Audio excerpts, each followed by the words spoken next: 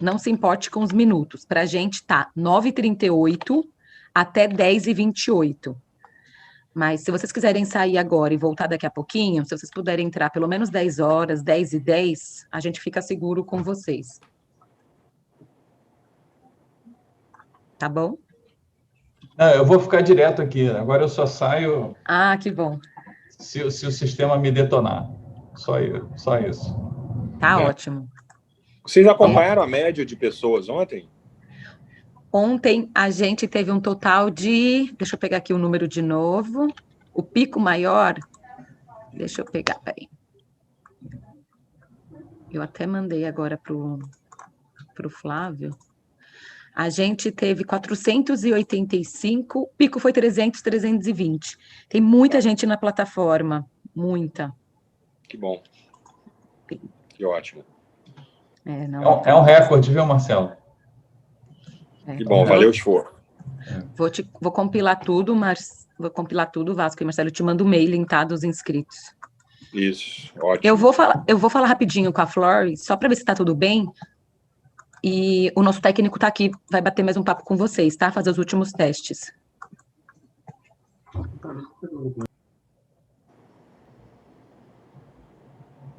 Bom dia, gente. Aqui é Flávio, vou fazer a parte técnica da transmissão, tá? Tô só checando aqui, tá tudo bem, imagem e áudio de vocês. Vou passar, lembrando sempre, como a gente falou nos testes. Good morning, Heath. Enquanto vocês estiverem, manter sempre as câmeras abertas, tá bom? Bom dia. Bom dia. It's very good to see you again. Hope everything's fine. And again, thank you so much for taking the time. We are really honored to have you here to share a few words for our audience. Thanks. This is not an institutional thanks only, but a personal thanks from me. My pleasure. The honor is entirely mine. So we've been having peaks of 300-400 people in the audience, so which is good for the standards here. Actually, it's very good for the standards of these events here. But I know that having you here will help increase the audience a lot, I'm sure. No, it's my pleasure. So I'll talk a little bit about our relationship, about the U.S.-Brazil relationship, the CVM-CFTC relationship, and then a little bit about the pandemic. Perfect. Thank you so much. It's good that people here can have your perspective from about measures taken during the pandemic, what to expect, ideas like that. Okay. And it's still dark here in Washington, but hopefully it'll lighten up a bit in the course of the speech. Yes. Well, we're having, although it's December in Brazil, we're having an unusually mild weather for this time of the year. But January will be the usual, hot weather. Very, very hot. Right. That's what we expect.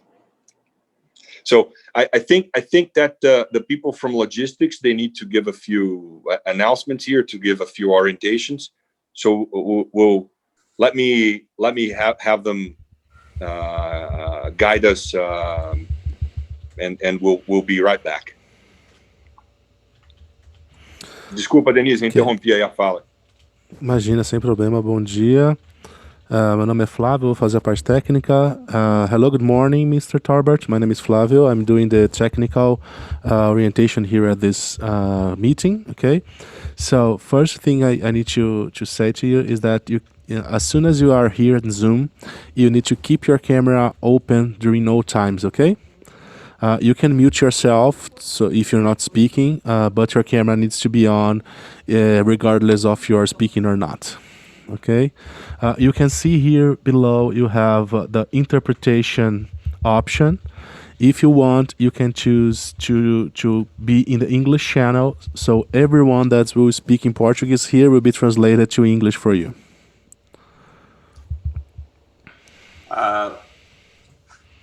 Sure. Well, I'm just giving a keynote, right? Is there a Q&A period or just? No. Okay. Okay. No, but since you'll be here from the beginning, if you want to just to enjoy the rest of the presentations, or if you want to understand everything will be said during the opening, the welcome and etc., you can choose to have this language option, but it's up to you. I've just chosen English. Great. Para os falantes de português, mesma coisa, se desejarem pode se colocar no canal em português para ouvir áudio com tradução. Se vocês se manterem no off, vocês estarão ouvindo o áudio original. Okay, so we have 8 minutes to the start of the event. I'll be back with a countdown. Então, Jair, daqui 8 minutos eu vou voltar com uma regressiva para a gente entrar no ar, tá bom? Sim, perfeito. Qualquer outra dúvida, estou à disposição. If you have any other doubt, just call me and have a great event.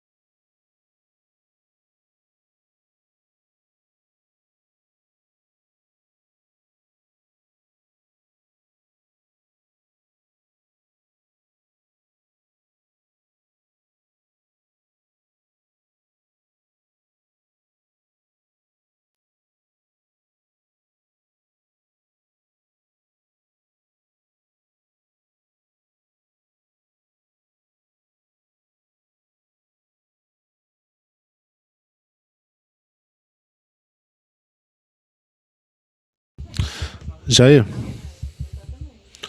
Oi. a gente vai atrasar acho que uns 2 minutinhos pra gente poder fazer uma passagem com a Flori aqui, tá bom? Ok.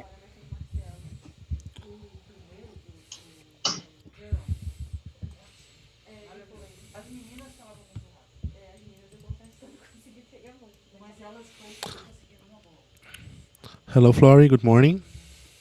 Hello, good morning. Well, good afternoon for me, really, but Yeah. So, I'm seeing here that you have a strong source of light from your left. Is it possible to Yeah. make it a little weaker? No? or let me see. Maybe I can just move my computer around. Ah, it's much better, right? Much better. Yes. Perfect. Okay. So, one of the things I need to check with you, as soon as you enter here for your presentation, you keep your camera always on, okay? You can mute your mic if you are not speaking, but keep your camera on. Below you see the interpretation option. You might choose to be in the English channel so you can hear everyone that's talking Portuguese translated, okay? And last but not least, you have a presentation to share, correct? Yeah, that's correct.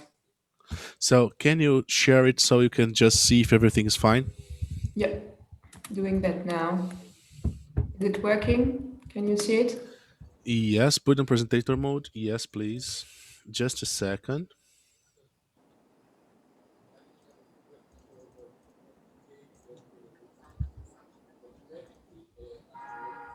And while we are doing that, hello Marcelo, hello Vasco, hello Keith. Bonjour, Florent. Thank you so Bonjour. much for Of being course, here. with pleasure, of course. We really appreciate that. It's a pleasure, as usual. I would prefer to be in Rio, frankly, but would- this is we the way would- it is these days. And we would prefer to have you here as well. Or Sao Paulo. But let's make sure that next time doesn't take too long.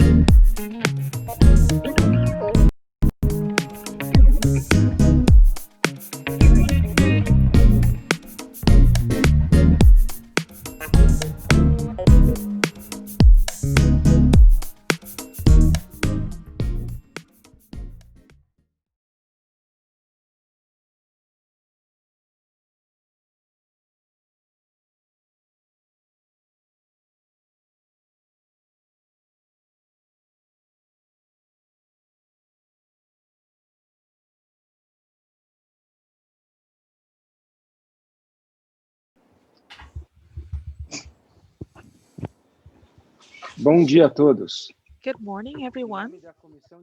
On behalf of the Securities Exchange Commission, CVM, and the CFA Institute, and the Association of Capital Market Investors, AMEC, and on behalf of CFA Society Brazil, who supported us in this event, we inaugurate this event, the rebound of the economy and the role of the capital markets. In the 3 days of this event, we are going to have a broad discussion on how the capital markets may contribute to the rebound of the economy. Yesterday, we talked about the environmental and corporate governance matters that condition and help to shape the long-lasting transformations. Amongst the themes to be addressed, there is a growing need of financial literacy in the society as a whole, and also inclusion strategies for the many stakeholders in the market. It is also part of the scope, the launch of the CVM regulatory agenda for 2021. We would like to invite for the keynote speech, broadening the horizons of the capital market, Mr. Marcelo Barbosa, the president of CVM. Welcome, Marcelo. So thank you. Good morning. So my role in the opening session is quite simple today, and it's going to be quite brief.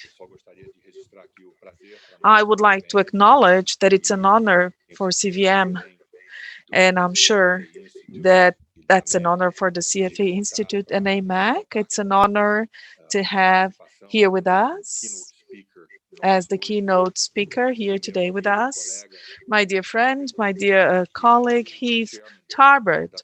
He's the chairman of the Commodity Futures Trading Commission, CFTC in the US. They are the regulators of one of the most complex and dynamic markets in the world, that is derivatives market in the US. If you don't know, the regulation of derivatives is done separately from the other securities that are under the SEC. So they have these two separate entities. And our keynote speaker today, Dr. Heath Tarbert, he's the chairman of CFTC since July 2019. We work together at the board of IOSCO, and he has been an important leader in the IOSCO discussions, especially during the pandemic, with so many issues that have to do with financial stability. So Heath Tarbert comes with a vast experience in the Treasury Department in the United States under Secretary of International Affairs and also member of the Financial Stability Board. So here with us, we have Professor Heath Tarbert to deliver the opening speech, and it's a privilege to all of us. And then I'll switch to English just to greet our speaker. To share a few of your insights on the role of the CFTC, our relationship between CFTC and CVM, what has been going on during the pandemic, what to expect. I'm sure we'll all benefit greatly from your insights. And again, I want to thank you not only from the point of view of the institutions that are here and represented, but personally. I want to make this statement that you have been a very valuable colleague and friend at IOSCO. To be able to count with your insights and perspectives, it's been very good for us. Thank you so much for your support, for your time here. It's an honor to have you here. So, Heath, please, you have the floor. Thank you so much, Marcelo, and bom dia to my colleagues and friends of the Securities and Exchange Commission of Brazil, CVM, or as we say in English, CVM.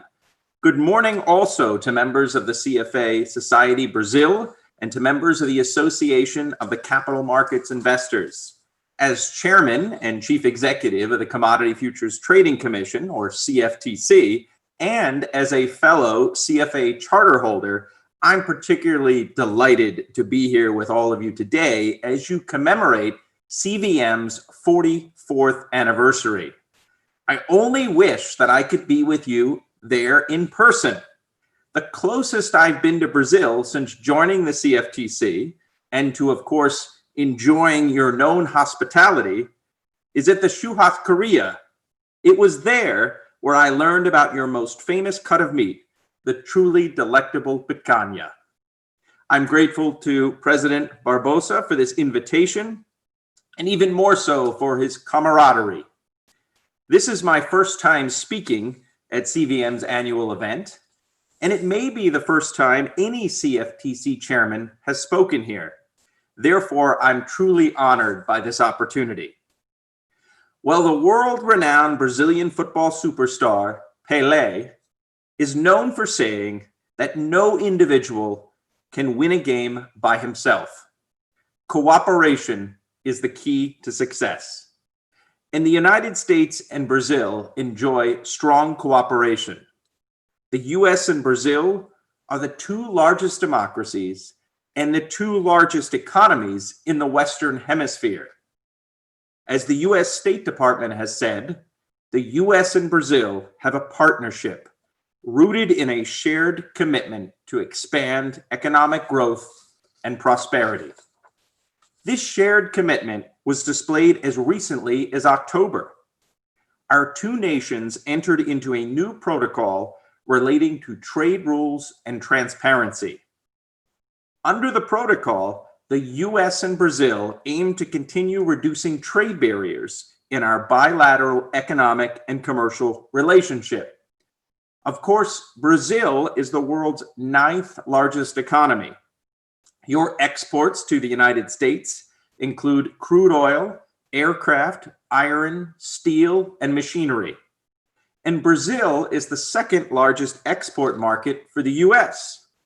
In 2018, the goods and services trade between our two nations totaled an estimated $105 billion. And US foreign direct investment into Brazil was close to $71 billion that same year. The investment capital that went from the United States to Brazil went to Brazilian manufacturing, finance, insurance, and mining. These are but a few of the data points demonstrating the strong economic relationship between our two nations. But a strong bilateral relationship isn't just limited to economics and trade. Musicians and artists from our respective countries have been able to produce magic when collaborating together. In fact, it was 50 years ago or so in the late 1960s when Frank Sinatra, at the height of his career, joined efforts with Antonio Carlos Jobim. Jobim, the father of Bossa Nova, collaborated with Sinatra to create a joint album and a true musical masterpiece. Well, the same can be said for the world of financial derivatives.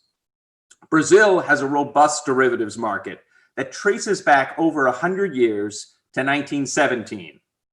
At that time, derivatives on agricultural products, mostly coffee and cotton, were traded on the Sao Paulo Futures Exchange. Throughout the last century, there's been a great deal of consolidation within the Brazilian derivatives exchanges. The result is what is now B3, or B3 as we say in English, Brazil's dominant exchange. As of December 2019, B3 was ranked 3rd in global rankings of derivatives exchanges based on volume. That is a 51% jump from just the year before in 2018. It was fueled by an increase in equity index and interest rate contracts. Brazil, of course, also has a very large agribusiness sector. For example, your nation is becoming one of the largest producers and exporters of soybeans. In September of this year, the US-based CME Group launched a new Brazilian soybean contract.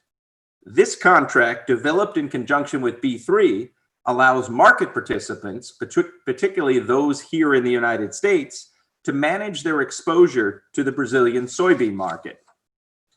Most derivatives trading in your country are interest rate and foreign exchange derivatives, but Brazil's derivatives markets also now includes equity derivatives, stock index futures and options, single stock options, and single stock futures. And in the fintech sector, Brazil is certainly making great strides. In 2019, CVM, under President Barbosa's leadership, announced the prioritization of blockchain technology. And in January of this year, CVM announced the launch of a regulatory sandbox for cryptocurrency and digital asset issuance. CVM is also looking at testing technologies in order to implement an open broker system. This would allow brokers registered with CVM to share customer data. I congratulate CVM and especially my friend and colleague, President Barbosa, for his internationally recognized leadership in this space. Well, bringing our strong relationship closer to home, our agencies, both CVM and the CFTC, share a similar history and path. Both were established during the same time frame. the CFTC in October 1974, and CVM in December 1976. Throughout the decades, our agencies have had a solid history of working together. To name a few examples, in 1991, the CFTC and CVM entered into a memorandum of understanding on mutual assistance and exchange of information to help with cross-border law enforcement. In 2002, the CFTC granted B3's predecessor substituted compliance to allow Brazilian broker-dealers the ability to seek out and serve U.S. customers without having to comply with the full suite of CFTC regulations. Why? Because the CFTC found that the Brazilian derivatives regulatory regime administered by CVM for futures was comparable to our own regime. And therefore, we were able to show deference to CVM and B3 with respect to capital adequacy, protection of customer funds, record keeping and reporting, sales practices, qualification, authorization, licensing, and compliance. And I note that B3 is the only Latin American exchange to have such relief. Through this relief, B3's members can more easily clear foreign futures transactions directly or on behalf of U.S. customers. It's truly a win-win for both of our countries. And of the 15 jurisdictions worldwide that have this exemptive relief from the CFTC, B3 enjoys the second greatest number of its exchange members availing themselves of this relief. In 2012, the CFTC allowed B3's predecessor to register as a foreign board of trade under the CFTC's regulations. With this, B3 could give its members and other participants in the US direct access to B3's electronic trading and other order matching systems. There are also more informal aspects, I would say, to our relationship. Each October, the CFTC hosts an International Regulators Symposium. This provides a comprehensive educational experience about futures and derivatives regulation. This year, there were 11 participants from CVM and 20 participants from B3's supervision department. It was truly a great turnout from the Brazilian delegation. But the relationship between the CFTC even goes farther than CVM with respect to Brazil. Recently, the staff of the CFTC and of our counterpart, the U.S. Securities and Exchange Commission, provided technical assistance to the Brazilian Energy Exchange and the Chamber of Commerce for Electric Energy. This technical assistance covered the effectiveness of self-regulatory organizations. The focus of the technical assistance was on how to improve oversight of these markets. It also covered the ways to develop a self-regulatory organization based on our experience here in the United States. Perhaps just as important, our solid relationship is not just bilateral, but also extends to the international arena as well, something Marcelo mentioned earlier. Both the CFTC and CVM are members of the International Organization of Securities Commissions, known as IOSCO. Both are signatories to IOSCO's multilateral Memorandum of Understanding, and both President Barbosa and I are members of the IOSCO board. I'm pleased that he and I have established a great and productive relationship where we're able to advance Brazilian and US interest side by side in the international arena. Both the CFTC and CVM are also members of the Global Financial Innovation Network, or known as the GFIN. The GFIN is a group of over 60 central banks, regulators, and organizations from around the world. It serves to create a framework for regulatory cooperation on financial innovation. Now, of course, I don't think we can talk about membership in international bodies, particularly not here in Brazil, without mentioning that both of our national football federations are members of FIFA. And we can absolutely be proud of our accomplishments here too. Our women's team in the United States has won 4 World Cup victories. And of course, most amazing of all, perhaps, your men's team has won a total of 5 World Cup victories. So back to financial regulation, but I couldn't help myself. In June of this year, I was appointed to be vice chairman of the IOSCO board. And in that position, I'm particularly proud to be the delegate from the Americas region. One of my priorities in furtherance of this role has been to establish and foster a strong relationship with our counterparts here in this region, which spans North America, Latin America, and the Caribbean. In this regard, I was delighted to speak at the Inter-American Regional Committee meeting in September. At the beginning of 2020, IOSCO established a new entity, the Financial Stability Engagement Group, or FSEG. I have the privilege to co-chair this group, and this group serves as a liaison to the Financial Stability Board and other organizations, and serves to facilitate IOSCO's work on systemic risk and financial stability matters. We're grateful in particular for CVM's participation in this work stream, as well as the steering group of the committee. Since its creation, and in light of the financial market impact of COVID-19, this FSEG has built its capabilities. For example, we set up a data working group to identify, collect, and analyze metrics related to central counterparty margin. The data working group also collects data on the use of liquidity management tools in asset management. I'm appreciative and grateful for CVM's participation in the data working group in particular. It's the participation that makes CVM an instrumental component for the aggregated data for all of the Americas. Well, I would be remiss if I didn't touch on COVID-19 and the impact it has had on the economy and the financial markets. Apart from the human toll it's taken both there in Brazil and here in the United States, the pandemic has particularly affected the derivatives markets. I'll touch briefly on the CFTC's response to monitor market turmoil and provide clarity to our market participants. March of 2020 witnessed the highest number of futures and options traded on US exchanges of all time. Volume reached a record of 1.43 billion contracts. Among the cleared contracts, the largest volumes were futures in agriculture, energy, equity indices, and precious metals.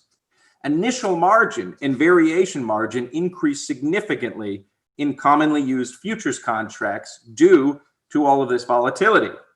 But despite the massive volumes and high volatility, clearinghouses performed exactly as the risk mitigators they were designed to be. They effectively managed market and operational risk and mitigated credit and liquidity risk. At the CFTC in early March, we began to monitor closely COVID-19's impact on the markets we regulate. We also increased regular contact with clearing firms to ensure all levels of market infrastructure were operating as expected.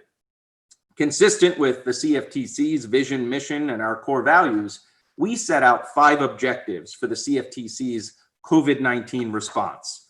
First, increasing our monitoring of derivatives markets and their participants.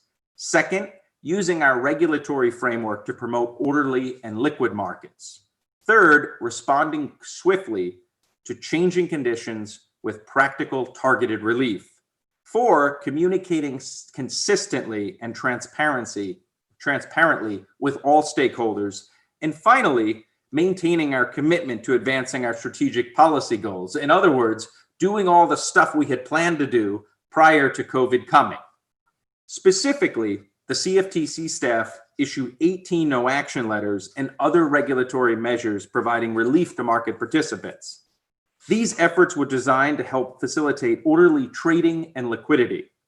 They also aim to allow market participants to implement life-saving social distancing measures.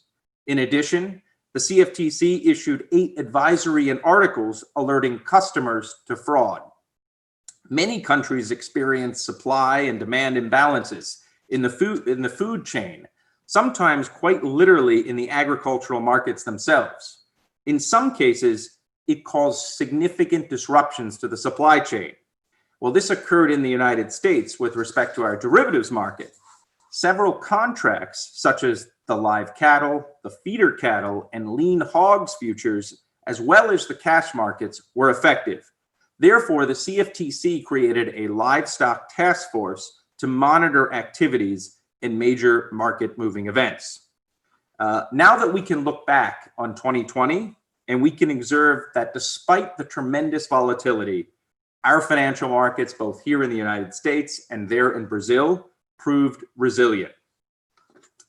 However, as I speak with you today, we're all aware that the pandemic is not yet over.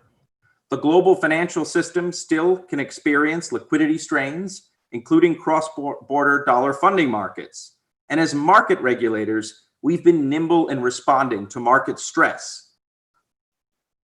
For example, IOSCO will be exploring certain risks that were exposed during the pandemic. These risks include liquidity risk in their management, in the funds markets, and of course, risks that may relate to derivatives markets. The CFTC will play a leading role in analyzing margin in coordination with other authorities and standard-setting bodies. And of course, I have no doubt that in this upcoming year, CVM will be leading and providing meaningful contributions to these work streams as well. To be sure, our agency has been busy addressing COVID-19's impact on the derivatives markets. But as we look forward past that, it's important that we continue with our core regulatory and supervisory work. And I can tell you that this year, we achieved a number of things, many of which are going to be directly or indirectly beneficial to Brazil in the years ahead. The CFTC held 11 open meetings since the pandemic started. And just yesterday, we completed the 20th open meeting under my chairmanship. Through these open meetings, we've approved dozens of proposed and final rules. These include all the major rulemakings to implement the Dodd-Frank Act, the sweeping financial reform package that was passed after the last crisis.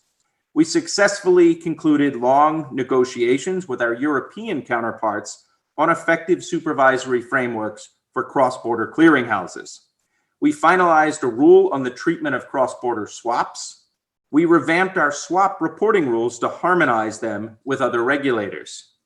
Each of these rules has increased the opportunity for deference and comity, opening the door for market participants in Brazil to one day benefit from them. The CFTC also finalized the much anticipated position limits rule, which will have benefits for commodity prices in Brazil and elsewhere around the world. In so doing, we achieved our goal of limiting the role a speculative position can play in our markets while ensuring hedging opportunities exist for our farmers and ranchers as well as yours. We've also focused on the LIBOR transition, which is very important. And once again, a smooth transition there will benefit markets in the United States, Brazil, and around the world. Like CVM, the CFTC is continuing to think about responsible innovation. And we do so through something called Lab CFTC. Lab CFTC is the hub for our agency's engagement with the fintech community. While fintech innovation offers the potential for great progress, new applications of technology can present challenges, both individually and holistically. Therefore, our Lab CFTC is tasked with promoting responsible innovation while understanding the challenges of their interplay on policy and our Commission's regulations. And because of this important remit, in 2019, I designated Lab CFTC an independent operating office of the CFTC, reporting directly to me as chairman.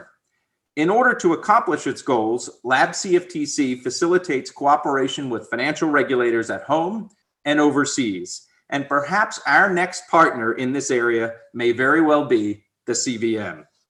Last but not least is the CFTC's Division of Enforcement. We pursued full throttle actions against wrongdoers undermining market integrity. We had a record-breaking year in 2020, which also included a very recent prominent bribery case against Vitol, in which we work closely with Brazilian federal prosecutors and other authorities. So in concluding, I want to reference the famous novel, Gabriela, Clove, and Cinnamon, by the internationally acclaimed Brazilian author, Jorge Amado. And there he stated, "The world is like that, incomprehensible and full of surprises." Well, this year has certainly been a testament to that. But no matter what the world throws at us, the CFTC will continue to focus on our unique mission. And I am sure the same is true for CVM. Together, our agencies will continue our 4 decades of amizade. Thank you for the opportunity to speak today. I wish everyone health, happiness, and safety as we approach the Christmas and holiday season. I look forward to building on our strong relationship, and I hope we'll get together soon in person so I can enjoy perhaps with a capadinha in hand. Thank you so very much. Truly an honor. Thank you very much, Heath.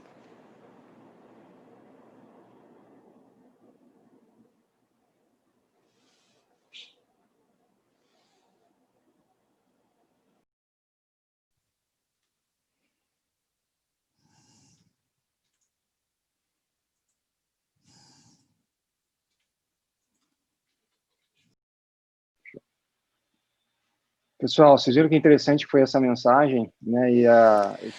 This message was indeed really interesting. Everything that was mentioned about this relationship that I would not call diplomatic relationship, but financial cooperation relationship between the two countries.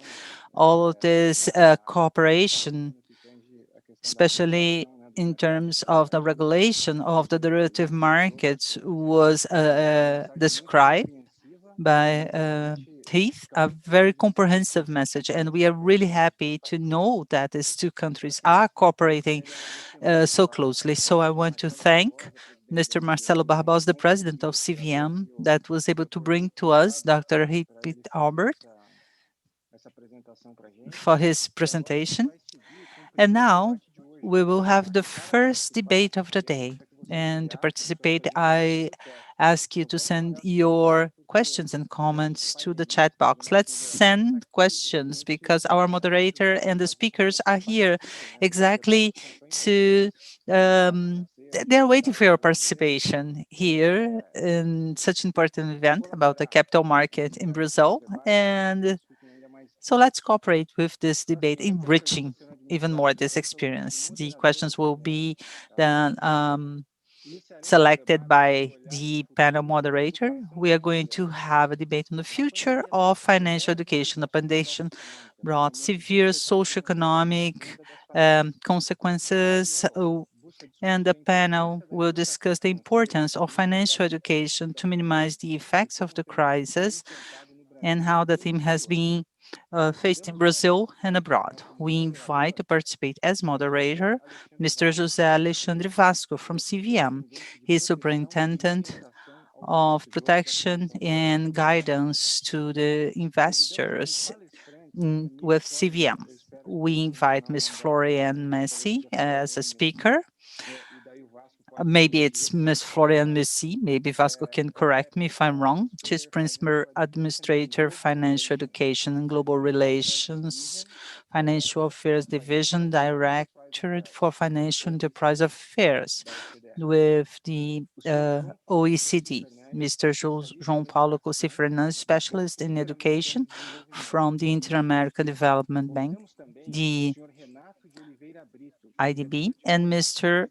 Renato de Oliveira Brito, Director of Faculty Update and Training with the Ministry of Education. Before passing the floor to the moderator, I want to remind you once again that the chat box is available for you to participate in the debate. You can send your questions and Vasco will then send these questions to our speakers. Now, we pass the floor to Mr. José Alexandre Vasco. Thank you, Vasco, for your participation.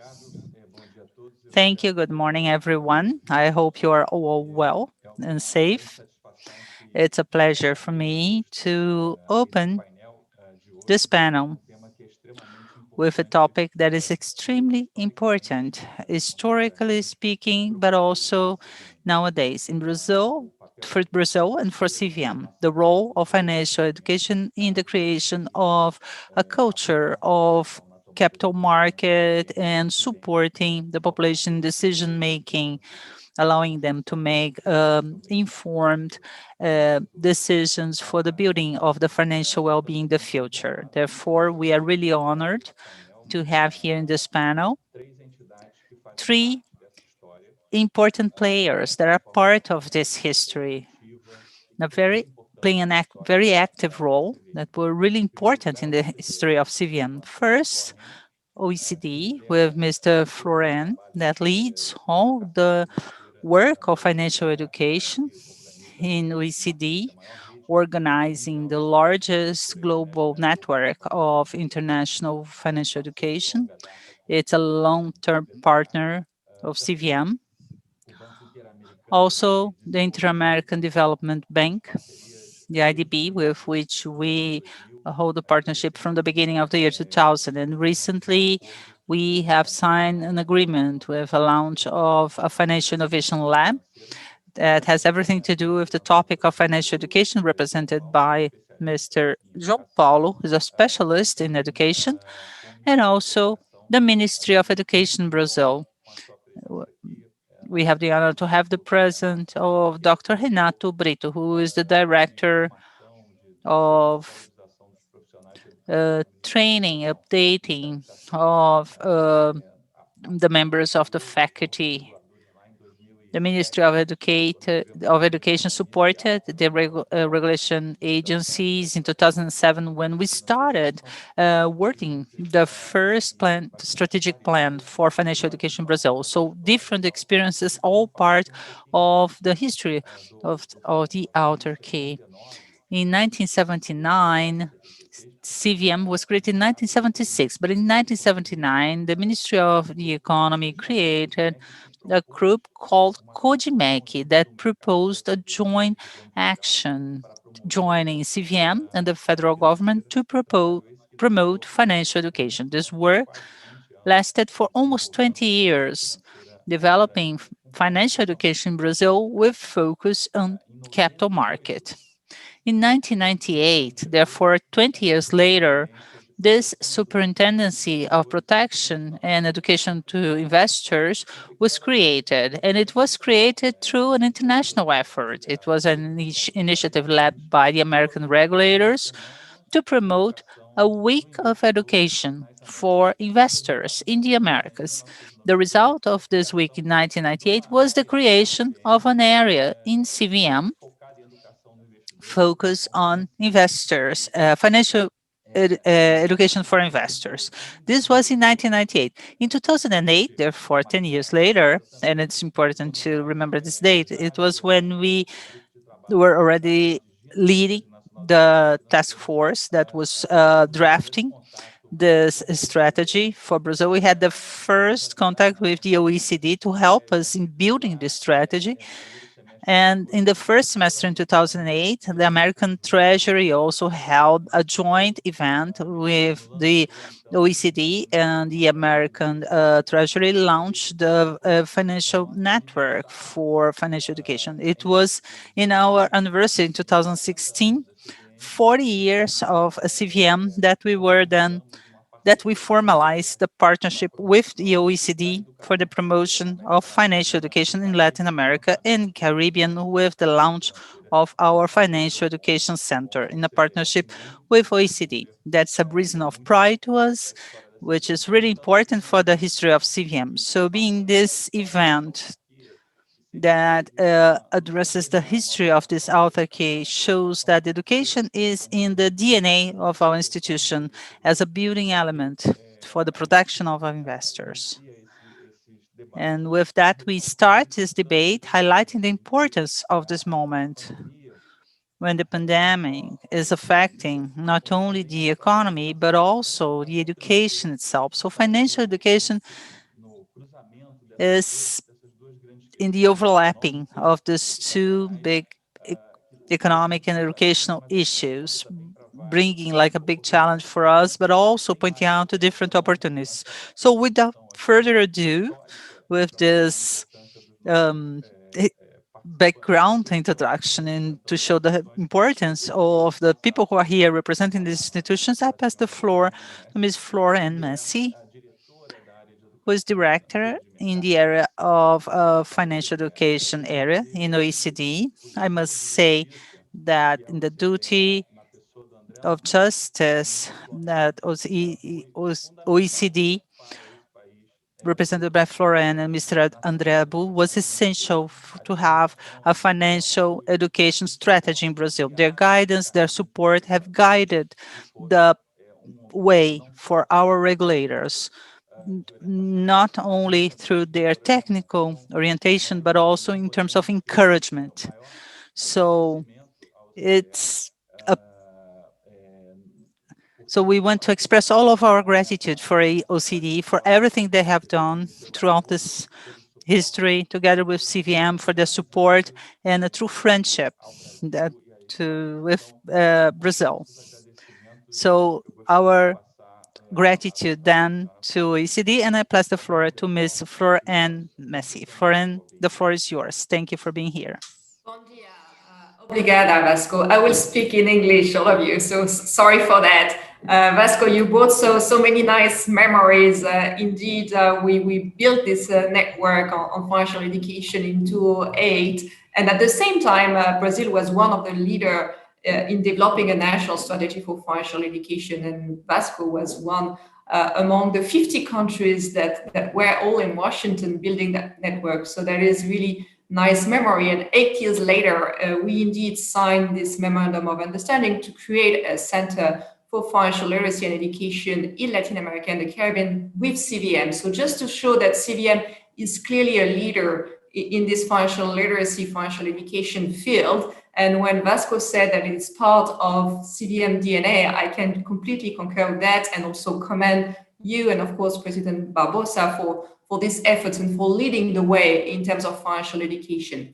I have a few slides that I wanted to share, and we've heard in the keynote a bit more about the financial markets, and of course, although the financial markets have been relatively volatile this year, clearly they've been resilient. So the question that we are asking in this session, I guess, is about the resilience of the citizens, of the consumers, of the investors, really key for CVM. So what I chose to do is to highlight the global issues around financial literacy and resilience through this pandemic situation, because of course, as mentioned by Vasco, we've been working on financial literacy at the OECD together with CVM and other partners for a number of years. But certainly the crisis and the pandemic has really put to a test the financial literacy, the financial resilience of consumers and citizens and investors. And this is questioning us, all policymakers and at the OECD, about what to do next in order to support our consumers, our investors with our financial literacy. So I thought I would start with a few figures and evidence showing you what are the challenges that, of course, Brazilian investors and consumers are facing, but also around the world. What is the situation? Then look into some of the policy tools and guidance that us at the OECD, and I would like to say again that CVM is really a key role in the OECD INFE, which is the International Network of Financial Education. So the kind of tools that I will mention are actually also built by the Brazilian expertise and experience. And then perhaps a few ways about the way forward. So let me start perhaps first, as I said, with a little bit of evidence and data on where we are in financial literacy and what are the issues that consumers and investors are currently facing. So in terms of financial literacy, and here I'm going to use a lot of the data that we have produced this year in terms of the level of financial literacy of the adult population. It doesn't include Brazil, unfortunately, but we do hope to have the Brazilian data quite soon. But it includes a number of OECD countries and other countries, and we're using the average, so that should give you a good guidance. I will also use another survey that we launched this year, which is the PISA Financial Literacy, which is an assessment of the financial literacy level of the student population. And here you have the Brazilian data. So let me first look at the adult population, which is quite relevant if we think in terms of investors. Our survey allows us to have a score on financial literacy, and you see that on this score, on average, people are reaching 62% of our score, and our score is actually assessing basic level of financial literacy. And by financial literacy, we mean financial knowledge, but also attitude and behavior. So around the world, we see a relatively still low level of financial literacy, even though we've done a lot of work. So there's still a large room for improvement. And of course, these data have been actually collected pre-pandemic, sorry. So the situation is really highlighting where people were when the pandemic hit them. Now, if we look at financial literacy around saving and planning, which is really relevant in terms of investment, and we are just interested in this slide, we are interested in active saving. So are people actively saving? And you see that around 70% in OECD countries are active saver. But of course, the flip side of the coin is that 30% have not saved in the last 12 months. So quite, some work to be done there on actually promoting saving around the population. Now, looking at more financial resilience, the data is also telling us about whether people have a financial cushion in case of a loss of income. And here the situation is relatively worrying when we see that on average, 35% of the respondents could not actually cope with living expenses more than a week. So it is quite a large number of the population on average, again, across the countries that have been surveyed here, that do not have enough saving. Of course, we've seen the figures on saving, so it's not necessarily a surprise, but the time that people can really live without an income is really, really limited. Now, we are interested, of course, in getting also information about if people have experienced a financial shortfall in the last 12 months. And here again, we see that on average, a relatively large share of the population, 35%, have experienced a financial shortfall in the last 12 months. So what is relevant for us is not necessarily the financial shortfall, because the financial shortfall does not necessarily, of course, assess the level of financial literacy, especially during this pandemic. Obviously, a lot of people have lost their job, for example. What we are interested in is what is the strategy that people have when they do experience a financial shortfall. And here, the reality is, again, quite worrying.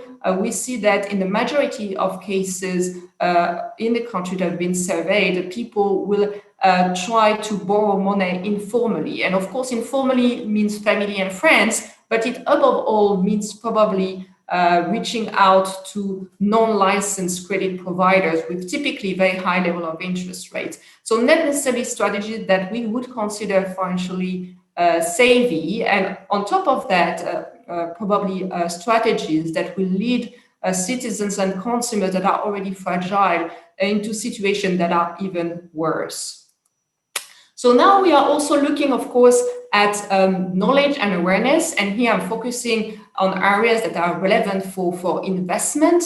And here again, we see, and we are speaking of the adult population here, that around 20% of the respondents do not really understand risk and return, which is quite also worrying. Around 30% do not understand very well risk diversification, which if you want to invest is really one of the key concepts. And last but not least, when it comes to a basic understanding of the concept, I'm not speaking about doing the math or numeracy skills, just understanding the concept of simple and compound interest, we see that 70% of respondents do not get it at all. So quite worrying in terms of selecting savings, selecting investment, of course, but also selecting credit if we look at the other side of the balance sheet. And then I also wanted to mention, because I'm a woman in this panel, that the level of financial knowledge of women is in no country higher than that of men, and in some countries quite worryingly lower than that of men. And of course, it has an impact in terms of long-term planning for women. Now, turning to our young population, let's see if our young generation are a bit better equipped in terms of financial literacy. Actually, our result, and I mentioned that I would also use the PISA financial literacy, which is an assessment that is conducted since 2012 on financial literacy among the student population, 15 years old.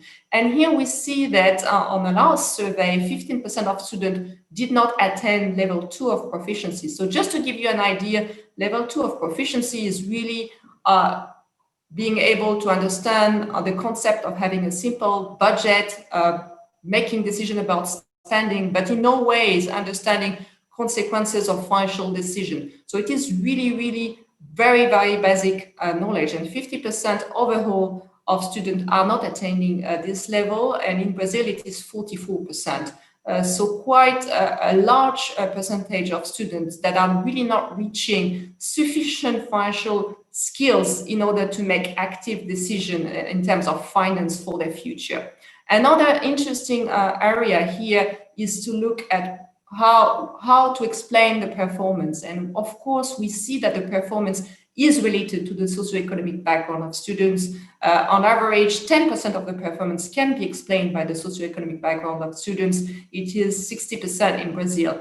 So here it is really a measure of inequity in the society, and especially in terms of transmitting financial literacy skills. So it's quite important also to bear in mind in terms of policy making, in terms of education system. Another, and I'm just finishing off with all the data here, but I thought it was interesting to look at the global picture. Here we are looking at another type of evidence coming from the PISA data. We were able to look at whether first students were learning a number of terms related to finance in school in the last 12 months, and whether they knew what it means.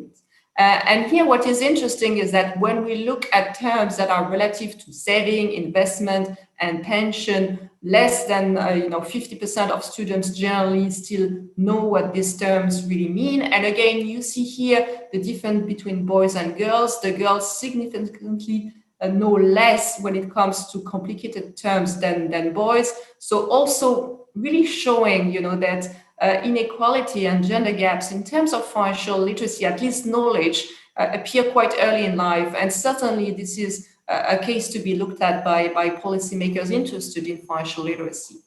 Now, let me turn to some of the solution. Of course, we've developed a lot of work at the OECD in the past, and through the pandemic, we tried to support policymakers. So I will point to a few areas. Of course, we want to focus on financial resilience, which is a key term these days in order to support the citizen through this pandemic, because it's not the end of it. Actually, although the economic outlook of the OECD predict an economic recovery next year, a large share of the population will be probably left behind. So financial resilience will be extremely important. The second part I want to briefly touch upon is digitalization. We want to look at digitalization as an opportunity. And I know that CVM is very big on innovation, and I would like to commend CVM for their work on digitalization and fintech. I think it's incredible what the Brazilian CVM has really been doing in that field. And last but not least, sustainability, again, an area that I know that CVM is really leading. And for the OECD, it's of course very important. And we do also believe that in terms of financial literacy, sustainability issues should be addressed. So I will also briefly touch upon this. Financial resilience, I just want to tell you a little bit about an OECD recommendation on financial literacy that has just been approved by the 37 OECD government and Brazil. So congrats on Brazil for approving the recommendation. This is a very important instrument because it is really now a one-stop shop standard on financial literacy that is also looking into financial resilience aspect.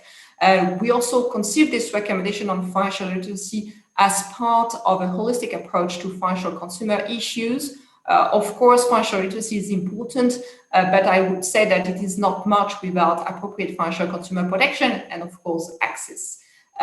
We are leveraging with this recommendation on past work by the OECD and the INFE, but also looking at new trends. I mentioned digitalization. I should mention behavioral insight, and we've done some work on behavioral insight together with IOSCO. actually thanks to Vasco in many cases. So thank you again, Vasco. And of course, we are looking at the COVID impact with this recommendation, reason why I wanted to mention it.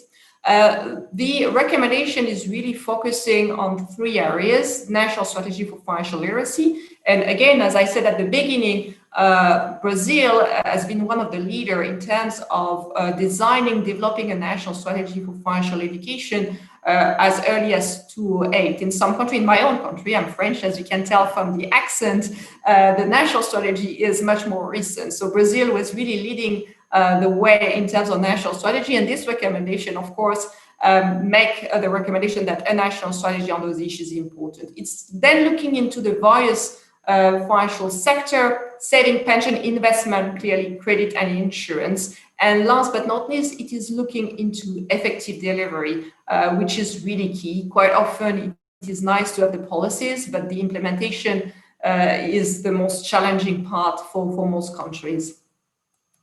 So just saying a little bit more about the work that this recommendation is pushing in terms of saving and investment. We are looking at promoting risk diversification. We've seen that a lot of citizens, consumers, investors do not understand this well. So this is an area that we are pushing. We are trying to of course, empower individuals to evaluate products, but also to know where to go for advice. As always at the OECD, we keep saying there is no one size fits all in terms of financial education, in terms of the national strategy.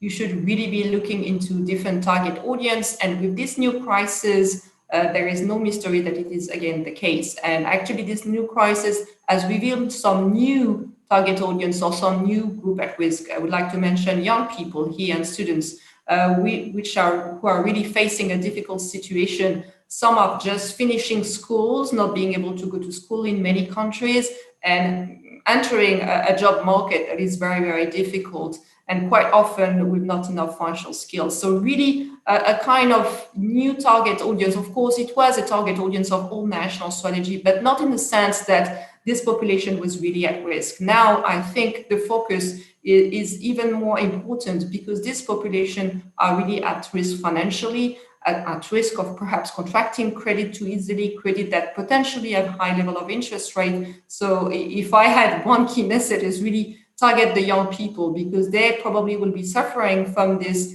pandemic crisis for much longer than some other part of the population.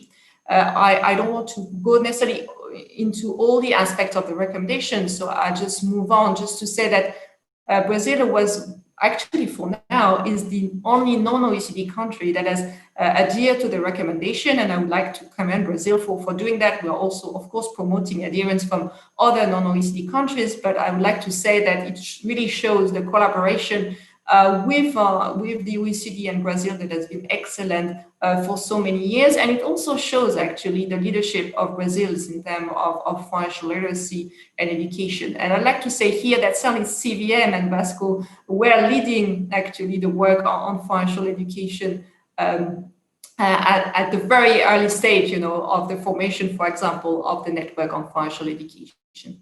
Moving on, of course, with the crisis, we've been developing a number of policy instruments to support policymakers in supporting their citizens in terms of financial resilience. So we have a number of tools to do that. And more recently, we have designed a number of webinars on financial resilience. We had 2 that actually happened in November and December, and the next one will actually focus on digitalization. Speaking of digitalization, this has been an area of growing interest for us, simply because, of course, we see a lot of opportunities for financial education to be delivered through digital tools. This is quite clear that you can have more tailored financial education, more personalized, more in-time financial education. So it is really very, very important. At the same time, we know that the digitalization of the financial system is also creating opportunities in terms of financial inclusion, for example, but also challenges for some part of the population. And perhaps here I should mention elderly people. I mentioned a lot young generation, which are probably more digitally savvy, but at the same time, some other parts of the population, also those living in remote areas, And here I can think, of course, of the Amazon, for example, in Brazil. Digitalization may be an issue. So something to keep in mind, and for that reason, we've developed quite a lot of work that you see here. The latest of the work, we're focusing one on senior people and second on young population, and both are works actually that we developed for the G20. Now, of course, this pandemic is actually accelerating the digital delivery of financial education, which frankly I really support and I'm very happy about because I do believe it is the future of financial education. But also, as I said, creating potential exclusion of some part of the population. And this is why, of course, we are developing some new work on those aspects. And I invite you, of course, to join our webinar, which will happen after the new year.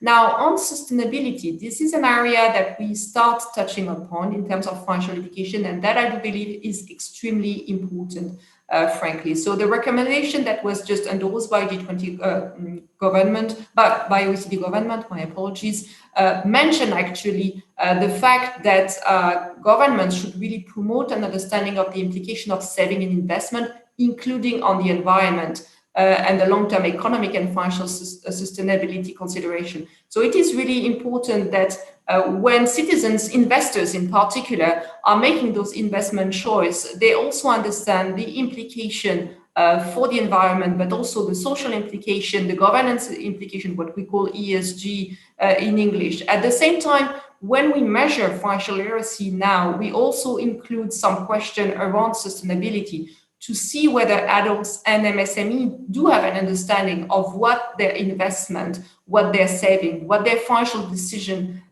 implication have on the society and on the environment. So something that is very important and that we also want to push for the young generation, who quite often are actually even more aware of the importance of those issues. So the way forward, to just conclude, of course, we just have this recommendation, and we will be developing more work to facilitate implementation, because as I said, implementation is quite often the most difficult when we speak about financial literacy. We are working a lot these days with the G20 Italian presidency on financial literacy and financial resilience, and we will be conducting a survey on the level of financial literacy of MSMEs, looking in particular at the impact of the COVID-19 on micro-entrepreneurs, which, as you know, have been affected. I mentioned a lot young people as a group at risk, but frankly, micro-entrepreneurs are clearly one group that is really, really affected by this crisis, and we want, to dedicate a lot of our future work in the next year around that. We are also very happy to be now responsible for the Global Money Week, and very happy that Vasco is really at the heart of the mechanisms to coordinate the Global Money Week next week. So of course, we look forward to collaborate with Brazil and to see the Brazilian activities around the Global Money Week next year in March. And last but not least, of course, the way forward is collaboration, coordination. And of course, I couldn't fail to mention, as Vasco mentioned, our Center on Financial Literacy and Education, which has been a kind of long-term project with CVM. I have to say that we have collaborated with CVM much before the center, but that the creation of the center was kind of a first accomplishment. So this center is actually gathering 22 Latin American countries, 51 public authorities. We are collecting evidence, supporting implementation on financial literacy and education in the region, developing research and publication. The next meeting, just a little bit of auto-promotion, is the 17th of December. Of course, you'll see Vasco and myself and President Barbosa, so please join us. We will be discussing, of course, the impact of COVID on individuals and MSMEs, so that should be a very interesting meeting. With that, I'd like to conclude. I'm, of course, very happy to answer any question, and just to say that I feel really honored to be able to contribute to CVM's 44th anniversary. Thank you very much.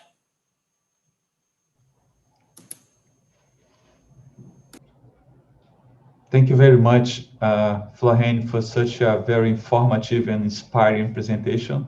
I'm going to now to speak in Portuguese, but I just want to thank you very much for all the information and ideas and insights that you have shared with us. Creio que a apresentação da OCDE the OECD presentation brought a wealth of information, but also inspirations for the path we have ahead of us. Brazil is in the process of entering the OECD, but we had already been collaborating before, as we described already. And I think that, Florian, your presentation today is important for other countries that are here in the slide. I can mention the CMC from Angola, which is the regulatory agency from Angola. They also speak Portuguese, and they are here with us today. It's our partner in Africa. I want to pass the floor now to João Paulo from the Inter-American Development Bank, also a long-term partnership. In 2017, we launched a financial innovation lab dealing with sustainable finances, but also education. Education, when we talk, as we say, mainstreaming sustainable finance. So, João, you have the floor, João. Thank you, Vasco. Thank you, CVM, for the invitation. Can you hear me well? Good. So thank you once again. Thank you, Florian, for your introduction and all the points you brought about financial literacy. I'm going to share my screen. And I think that the main goal of my presentation today is to give you a little bit of context of how Latin America is and how this can influence the decision making of your work for financial literacy and education. So I'm going to speak briefly about the context of Latin America and Brazil in the pandemic, the positive and negative consequences of that, what are the windows of opportunity that appeared with the pandemic, and what are the challenges that were worsened by the pandemic, how to get ready for 2021, and what's the influence of that for financial education. Starting from the basics, today we have 165 million students, not today, but more than 165 million students that have their schools closed in Latin America. From that, 1/3 of the students are in Brazil alone. So in spite of all the efforts to offer emergency education systems, most of the countries were not prepared for remote teaching. So if you look at the Latin American countries, basically we see that Uruguay was the country that was most prepared for remote teaching and was able to keep with their education levels. Chile is ahead of the others, but most of the countries found it really difficult to offer this kind of emergency remote educational systems. On the other hand, we also saw an effort from countries to try to somehow to keep this their education activities, and here we have 4 groups of actions that countries took, but we know that these efforts were not enough in order to have fruitful distance education as fruitful as it would be in a physical classroom.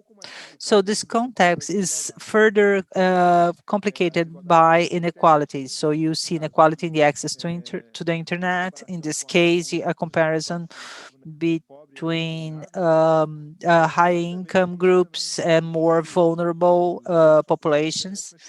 But this is true not only to access to the internet, but also in terms of the devices. Brazil has a situation that is not as unequal as some countries in the Latin America. But if we compare the more vulnerable classes, 1/3 of the people do not have access to the internet. So those who most need financial education do not have access to the internet.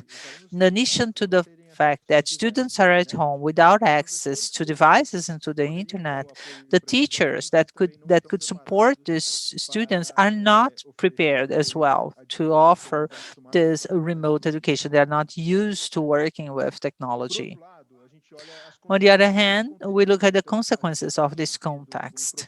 So we are seeing a process of digital transformation of teaching and learning. Today, we are in this first phase, which is emergency remote education, where the public systems are not prepared, in fact, for remote teaching, for hybrid schemes. But a lot of effort was made to advance in this direction, and this work generates an inertia that can be used in the future. And we are going to talk about these windows of opportunity exactly. When the teachers are more prepared and are open to work with technology, and the secretariats of education have materials that are prepared to work with remote education, this facilitates more interesting forms of education and classes, generating more engagement and a deeper learning experience. Just bringing an example of our teachers, before the pandemic, only 8% of teachers stated that technology was important, and today we have a 50% that's saying that it's absolutely important, and 44% says that it's very important. Only 5% state that technology is not important, and this is a different standard at different levels of education. As negative consequences, also we have a great reduction of the budget available for education. We know that we have a fixed percentage for Brazilian education, but given the economic crisis, the Brazilian governments, not only one level of the government, but we are going to see the budget available for education decreasing in Brazil. So this is a study of D3E together with our bank. It is a scenario considering that in January the vaccine would be available for everyone. It's a very optimistic scenario. As much as we expect it to happen soon, it's not going to happen in January. So probably the impacts will be even greater than this. Finally, as negative consequences, we must say that students and teachers are suffering with the schools closed. The students are sad, they are suffering from insomnia, they have lack of appetite, they are nervous, they feel anxious due to the loss of income in some families, just generating even more stress for some of the students, making the work even more difficult when students reopen. As I said, teachers feel overwhelmed and tired. Comparing before the pandemic, in the first round of this research by Peninsula Institute, 32% of teachers felt overwhelmed. Today, we have 53% of teachers declaring to feel overwhelmed. The last point of negative consequences is the issue of school dropouts and the difficulty to find jobs for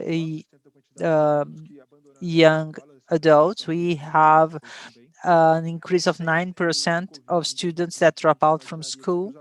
Without COVID, we imagine that for students from 15 to 17, dropout numbers would be 17%. Now with COVID, we will go to 22% for this range between 15 to 17 years old. And from 6 to 17 years old students in Brazil specifically, we have an increase of 4%. 3.9, reaching 4. Or from 3.9 to 4.3% of school dropouts. Also, there's a projection of the bank for students that do not work or study. The percentage of young people from 18 to 23 years old that do not study or work will reach 23%, which is high compared to the rest of Latin America. The students will learn less and inequality will increase. This is a study that was published a while ago. in Belgium. And students, in average, compared to the past years, to 2019, students have learning average 0.19% less, 0.19 standard deviation less. And if we compare inequality within the school, we had an increase of 8% of inequality. They also analyze the difference of learning between schools. You have an increase in this kind of inequality, and this kind of inequalities are always linked to socioeconomic condition of families. So the study in Belgium is important because this is Belgium, which is not a country of great inequality compared to Brazil and Latin America. When we look at Brazil and Latin America, we must consider that we have a much larger education crisis and a much greater increase in our inequality. We don't have yet figures in Latin America to make this kind of estimation. What does this complicated context bring to us? For the public education systems, we must increase the efficiency of our education performance to deal with this decrease in budget. We also must work with access and connectivity in school and in households, and also with the access to devices.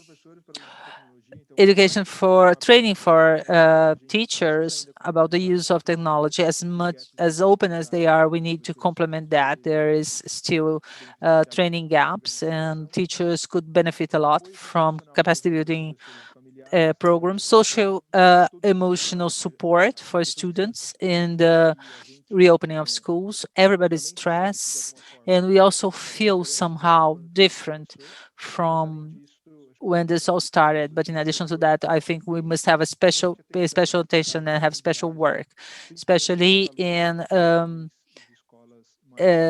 learning differences, especially for more vulnerable students. And what does this have to do with financial education? Probably the students that most need this financial knowledge will be the ones that were most affected in their learning school. So the students of richer schools compared to the students of poor families, these poor families, their students learned less, and they have more difficulty to learn financial education. With the increase of young students that do not work, young people that do not work and do not study, the percentage of people that cannot save will increase. In addition to the BNCC incorporating the concept of financial education, we must be careful to address this theme in a more emphatic way in 2021. I think this could be done in the second semester of 2021 and 2022. As positive points, we are in the process of reforming our high school level, allowing the necessary flexibility to include financial education. So Brazil adhered to these projects that Florian described, and it has relationship with that, because with this reform of the high school, we can incorporate financial education in the public education system. And another possibility would be teachers could be certified through online training courses, also offered by the Ministry of Education, partnership with OECD. And then we can have more flexibility. Today, everybody's more adapted to technology. Thank you once again. Thank you, Vasco. And I'm eager to hear what Renato has to say about that. Thank you, Sean. There's no question about the essential role that the Inter-American Development Bank, that is very much specialized in the region, can have in the promotion of financial education.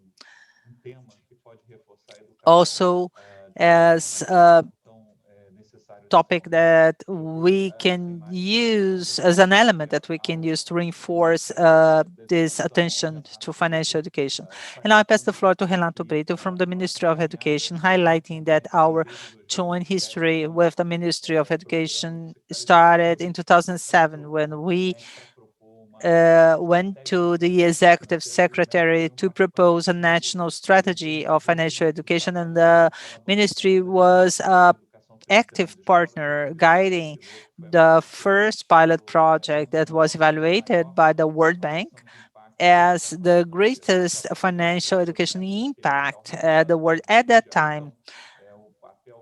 So the Ministry of Education support was essential, and we hope and we trust that this will be kept along the upcoming years. So I pass the floor to Professor Renato. Good morning, everyone. I want to greet you all, and I thank CVM for the invitation. Also, I greet my colleagues, Juan, Florian.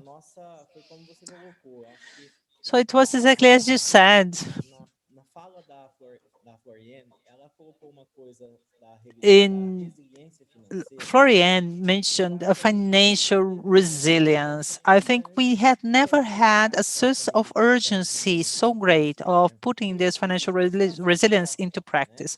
First, because the situation was imposed on us, and this was imposed on us at a global level. So people mandatorily have to put that into practice. And when Vasco mentioned our partnership, we had a national strategy of financial education. The first version was in 2010. In 2020, we have a new strategy for financial education where we incorporate the promotion of financial education, and also social security and fiscal systems will be addressed by this topic of financial education. João mentioned the BNCC. Within the BNCC, having to do with multidisciplinary contemporary topics, BNCC contemplates this topic of financial education at all levels, starting from children's education, elementary education, until the high school level. This moment that we are living of the implementation of this reform in the high school level, it's an opportunity to use this flexibility in our curriculum. Of course, we have the federative pacts among the states, and we must respect also the principles of our schools network. But the Ministry of Education supports this inclusion of financial education, and when it's included in the BNCC is exactly to address skills, attitudes, values, is the promotion of the freedom, of autonomy, of critical conscience and responsibility, the understanding of the relationships related to the job market, to the work market, and also the student life project. Financial education has room to grow in our students' life project, which is a situation that must be contemplated during high school. And the promotion of financial education through this national curriculum can contribute to the our students' education in the international environment, evaluated by PISA, which in 2020 will focus on mathematics. Very well. Speaking about programs, we have the financial education program at schools, and this was an initiative by MEC, the Ministry of Education and Culture. We reached out 2,962 schools, 47 secretariats of education that are municipal and state secretariats. So the Ministry of Education made the distribution of 2 million copies of books with different kinds of content for financial education. And that's one of the projects. But there is another project that received the support of the IBD. That is the Project Pursuit of the Future. That's the name of the project, contemplating financial education for children from 9 to 11 years of age, using comic strips, comic books, precisely to begin with this awareness process and the consumption of the information. So it was a truly proper project, very successful project. But I do have this concern that I think you all have as well, from OECD as well. Financial education is an important topic, but it played a key role in 2008 with the global financial crisis. That's when OECD started paying attention to this topic. We know the excellent relationship between, Brazil and OECD, an increasingly promising relationship. And I would like to draw your attention because we have been discussing financial literacy from the student's perspective, the student's angle. But it is the concern of the Ministry of Education, and we have engaged in discussion about that, about the training of the teachers so that they can actually teach financial education. This one thing is connected to the other. The teaching and learning process go hand in hand, right? And João was, touching on this point as well. It would be quite interesting, of course, to work with OCDE and to establish, a pilot project, something like that, to be able to train the teachers so that they could teach financial literacy. That would be quite timely, I think, not only because of the topic, but also because of the moment that we are living. The Ministry of Education has been, attentive and careful with the networks in this area in regards to the implementation as well of the efforts. The implementation in high school is a great opportunity. But be it in kindergarten or in elementary school, we can also work on that. We should be working on that. We talk about a live project linked to high school, to the high school level. Well, but a big gap that we have today is precisely the final years of elementary school. That's the period in which we have the highest number of dropouts.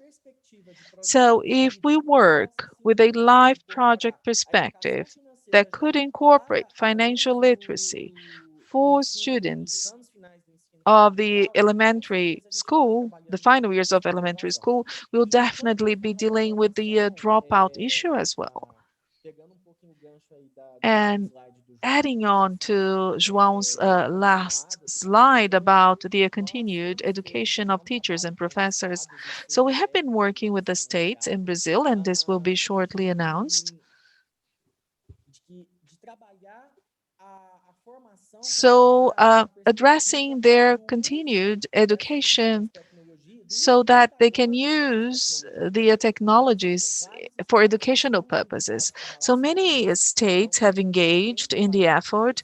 The MEC, the Ministry of Education and Culture, has been working on that. We are talking about 16 states that are submitting their projects to our ministry, and that's the focus. The focus is working on the use of technologies to provide educational services. And this has to be done by the teachers and by the students as well. Because one might say the teachers are facing difficulties, but we cannot fail to remember that there are so many students that face the same difficulties. So that's what I had to say. And once again, on behalf of the Ministry of Education and Culture, I would like to thank you for the invitation. We are open for dialogue. I hope we may make this idea flourish. And be it in Brazil or in any other country around the world, nobody can develop an educational policy by himself or herself. It's the moment to get united. Our key campaign should be access to education and work as much as possible in minimizing the impacts that we have witnessed because of the pandemic. And God willing, we'll be shortly overcoming all of that. Thank you very much. So thank you. And thank you for your kind words and the provocations. The Ministry of Education is fundamental in fighting against these matters. I was inspired by everything that you said, but we do have time restrictions. So I'm going to choose one of the questions that we got here, and then we'll follow through with the conclusions. Looking into the future, that's the next panel. That's a moment for looking into the future. Flor and Claudio, that is from the northeastern of Brazil. Inequality is even deeper in that region of Brazil. So he's asking how OECD could, help to train the teachers, the multipliers, especially in the regions where we have a higher level of vulnerability in Brazil. Thank you, Vasco, and sorry for the delay because I was listening to the English for once. That's a very good question. And by the way, I like Gia and Renato's presentation. They were very inspiring in terms of the challenges that countries are facing, and including Brazil. Yes, indeed, teacher training is key, and with everything moved to digital, it is creating a lot of new challenges for many teachers. Brazil is no exception. I mean, all other countries we were discussing with are facing similar challenges. So in terms of policy making, we already developed some policy handbook on how to train teachers, how to introduce financial education, but I don't need to teach you anything, actually, if I can use this word, because in Brazil, you've been kind of precursor in terms of introducing financial education in schools. What we can offer is, of course, partnership with you, CVM, ADB, in order to support that, and also build perhaps on the expertise and experience of a number of countries that have moved to digital and that have introduced financial education in the schools successfully. And we are currently trying a new type of activities at the OECD, and it is really peer learning. So we are using digital platform actually to put in contact, policymakers, teachers, educators that are doing great things about financial literacy and helping others to either train themselves on financial education topic or other things. So this is certainly something that we could consider, in terms of putting Brazilian teachers with some other teachers, and with the Zoom platform, even translation is not an issue, right? So I think this kind of interaction is quite helpful. And I'm sure that the Brazilian teacher will also teach the others as well. We've seen that in a number of peer learning activities they've been organizing lately. And I would like to, again, emphasize that in that case, digital delivery has really helped putting in touch people that would have otherwise not been able to really talk. And other than that, we can even imagine a bigger, perhaps, program. And I'm very happy to discuss with you, Vasco, and others on how we could build that. Thank you so much, Florian. I think excellent ideas, and I would just move now to Portuguese again. Eu gostaria então de passar ao João. So, João, well, there was a provocation in that question, and these are issues that we have been addressing in this panel, right? So there is room to act vis-a-vis the professors, because they are overloaded. Financial literacy could be a way to introducing cross-sectional topics, other topics that are highly important. That's the nature of financial education. It permeates the many disciplines. So looking forward, CVM, the IDB, establishing a partnership. It's our 44th anniversary. In 10 years' time, at the 54th anniversary of CVM, how could we be having this conversation again with the IDB? So thank you, Vasco. It's a pleasure to be here once again, thinking about the next steps. A suggestion on what we could do, and given on what Renato said, there are some programs underway So we could think on how we could introduce these programs in other Latin American countries. And I truly believe that financial education will support other disciplines, other subjects. So if everything is all set and all clear, we could make a presentation to the other countries showing where integration could happen. That is the integration between the financial education and the other disciplines, so that we can actually follow through and have this dialogue with them. It's quite interesting. Well, financial education at CVM was resurrected because of other countries' efforts. There was this American initiative to promote this Inter-American Week of Financial Education, and then our area was created, recovering these movements that we had back then in 1979. So it's a quite interesting movement in Brazil, spreading it out to other countries as a give back, as a return to those who helped us. So, Renato, speaking on behalf of the Ministry of Education, with so many challenges and possibilities, as you said so well, and you are the director that is responsible for the training of teachers, could we go ahead with this project? The ministry working with the OECD and the IBD. I don't want to put you in a difficult position, but it's a provocation. Do you think you can give that answer now or maybe later?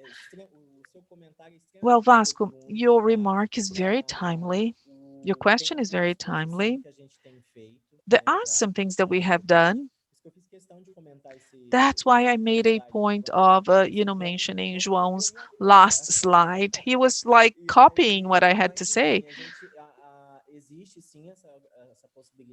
But we do have this possibility of sitting down and having this dialogue. And being very practical here, perhaps we should be mapping what we have available within the networks, addressing financial education. We are talking about an intercontinental country. Brazil is very large. We always say there are many Brazils within this Brazil. And I wrote in the chat box to Floor N, we are open to talk. I'm going to use an expression. We should not be reinventing the wheel. If we had good situations, good solutions that meet the society needs, and it can result from CVM expertise or the OECD expertise or the IBD expertise. And if we can do something together, there'll be no objections on the side of the Ministry of Education. Thank you, Renato. So we are quite excited. I took notes. We'll follow up later with you. And I hope that next year, at the 45th birthday or anniversary of CVM, that will be an important date. We'll be once again here bringing some of the results of this project. We have 3 minutes, and I would like to pass the floor to Flor Ann for her final remarks, highlighting once again that a good share of the history that we witnessed at CVM was successful, defending the financial education, and this is due to the support and guidance of OECD, which is always a source of inspiration, providing technical guidance. So Flor Ann, you may do your final remarks. Thank you.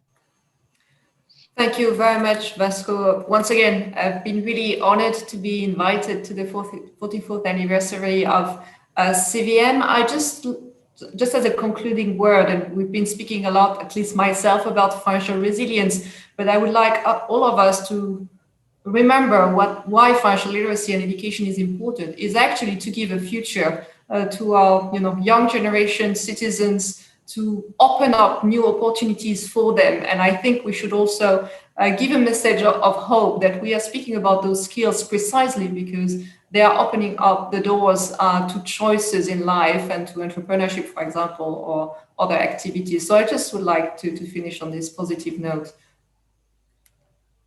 Muito obrigado, Florene. E o Brasil, nesse período... Thank you, Florene. Brazil, in this quite challenging period, has reached 3 million investors in the stock market, going from 500,000. People talk about 10 million individual investors. That's a quite positive movement. People are becoming investors and building the future that you talked about. This places additional responsibility on us, but it's also a great opportunity to take financial education to all Brazilians. Thank you all. Thank you for being here. And now I'll turn it over to the moderator, and then he's going to close the panel. Thank you.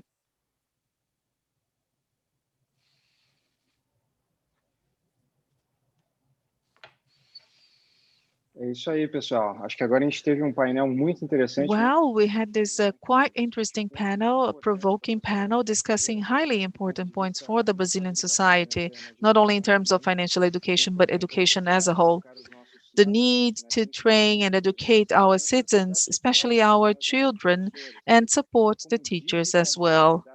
How to digitize and provide access to financial education through other means for the Brazilian population and the global population. I would like to truly thank everyone's participation in this panel. And now I would like to invite you all to participate in the panel Digital Influencers in the Capital Markets. In a society that is increasingly connected, the social networks and the action of the digital influencers have gained the spotlight, generating repercussion in topics related to the capital markets. We can see that quite often. So what's the role of the regulators, and how thin is the line between information and recommendation? As the moderator of the panel, we have Mauro Miranda, partner with Panda Investimentos, AI Limited, and also the representative of the Atlantic Islands in Latin America, working for the CFA Institute.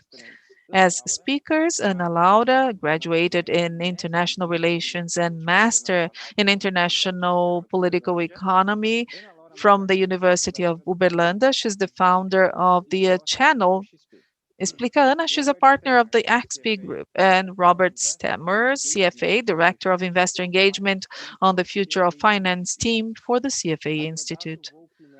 Adeodato Volpi Neto, head strategist of 11 Financial Research, expert in the capital markets by the DePaul University, Keltstadt in Chicago. Before turning over to the moderator of the panel, in order to participate in the debate, you may submit your questions on the chat box. So I'll turn it over to you, Mr. Mauro Miranda. So thank you, Jair. Good morning, everyone. Thank you all for participating in this excellent event held by CVM. I would like to congratulate CVM on the 44th anniversary of its history. CVM was established with the law of capital markets in December 6, 1976. So it's the 44th anniversary of CVM, and the CFA Institute, CFA Society Brazil, find great pleasure in participating in this event and also sponsoring this event and supporting the creation of the panels and also in organizing the event. Thank you all. And I would like to thank CVM as well for the invitation to participate in this panel. I would like to greet and say good morning to my panelists, Ana, Deodato, and Bob Stammers, who is following us from abroad. I hope you can hear me well. I can hear you, Mauro. Thank you very much for the invitation. I really appreciate being here. It's excellent. Thanks, Bob. And we're going to be doing... Obrigado. Thank you, Bob. We'll be speaking Portuguese and English. So, Ana, welcome.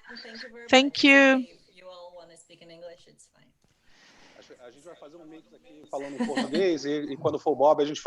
Well, we are going to I think there'll be a mix. Translators are available. Good morning, Deodato. Mauro, morning, Bob. Nice being here with you.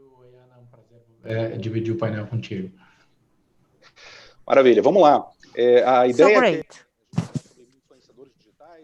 The idea is to talk about digital influencers and this topic, which is a topic of the moment. It's a buzzword. It regularly is It's often talked about due to the market development, due to the way that several market stakeholders influence and can influence investors, the way that these participants behave in the market. This is a topic that we often see, especially today with the prevalence of social networks. And the debate is migrating to social networks. So let's start. I will propose a topic for our conversation. And first, I want to talk to Anna. I want to hear from her, her initial remarks, then Bob, for us to change countries.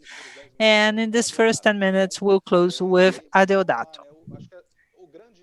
So the structure that we have behind this, all of this discussion is to try to understand this intersection between three things: freedom of speech, financial education, an important topic. We heard this from the last panel, and also financial advisory, investment advisory.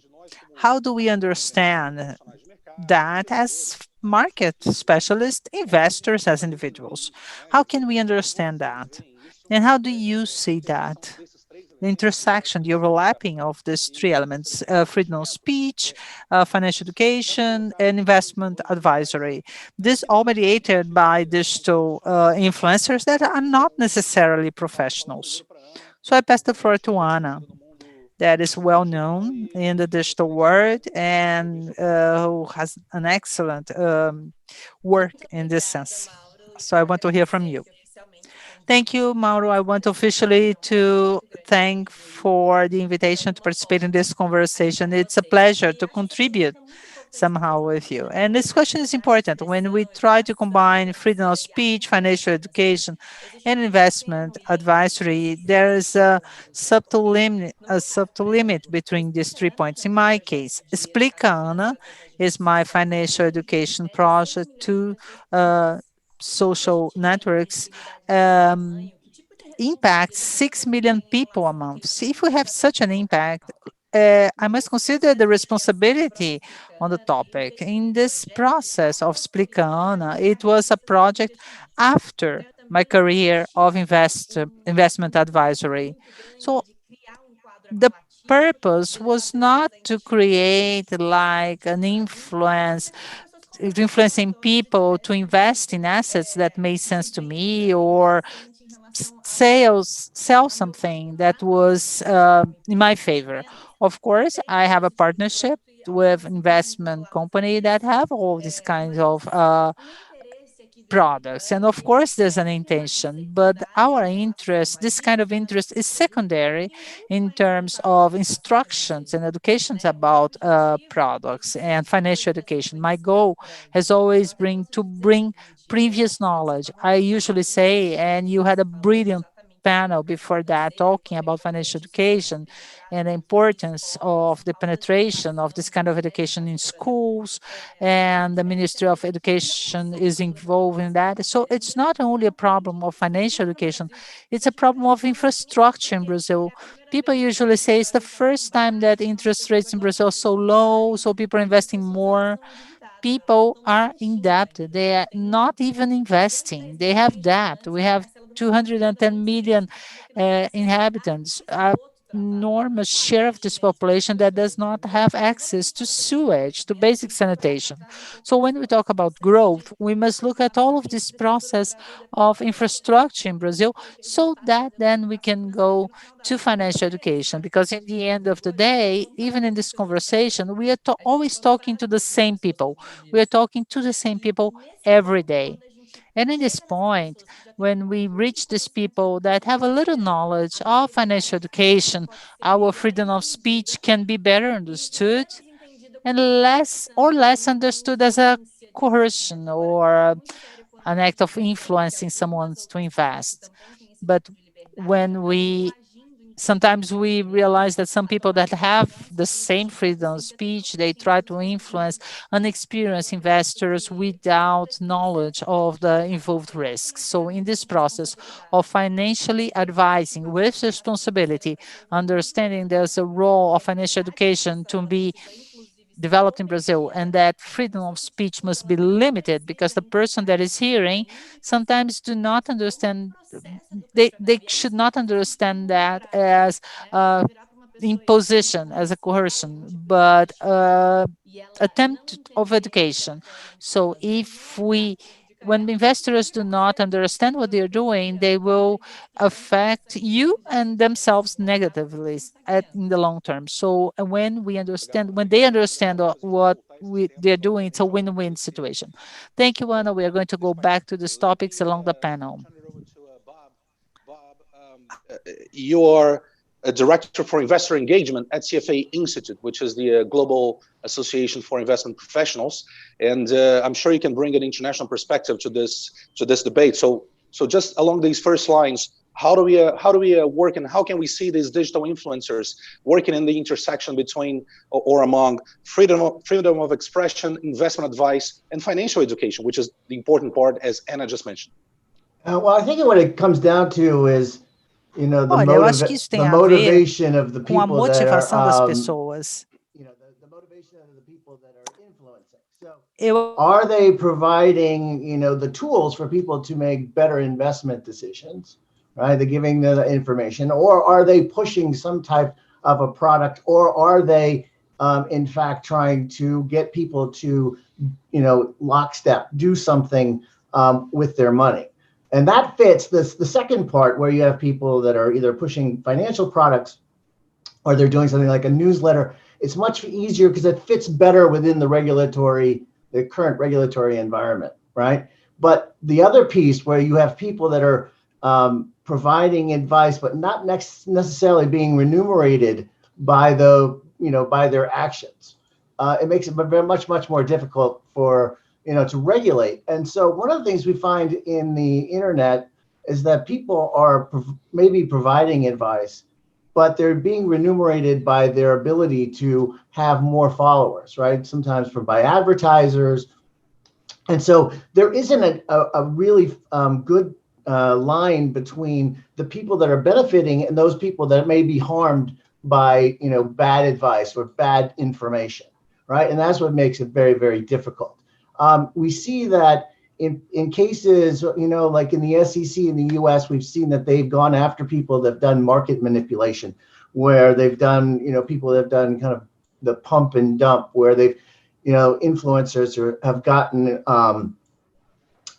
you know, their followers to buy a particular stock so that they could buy it low and then sell it high. That fits really well under the current regulatory environment, and you see the SEC, you see other security regulators doing things about that.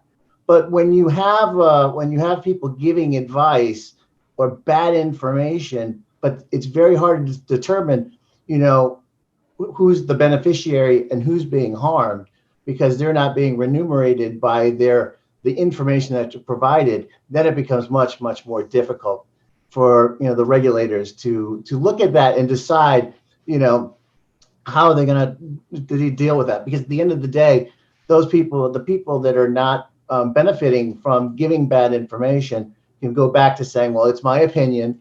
I have a freedom of expression.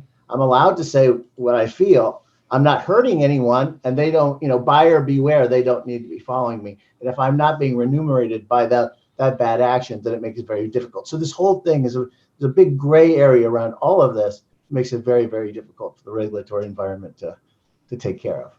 E nós vamos voltar a esse tema, Bob, muito em breve. Listen, we'll come back to this topic in a few minutes, because this is exactly the role of CVM. But before, I want to hear from Adeodato. How do we work with that? How do we see these digital influencers in this intersection between advisory, that should be professional, versus freedom of speech?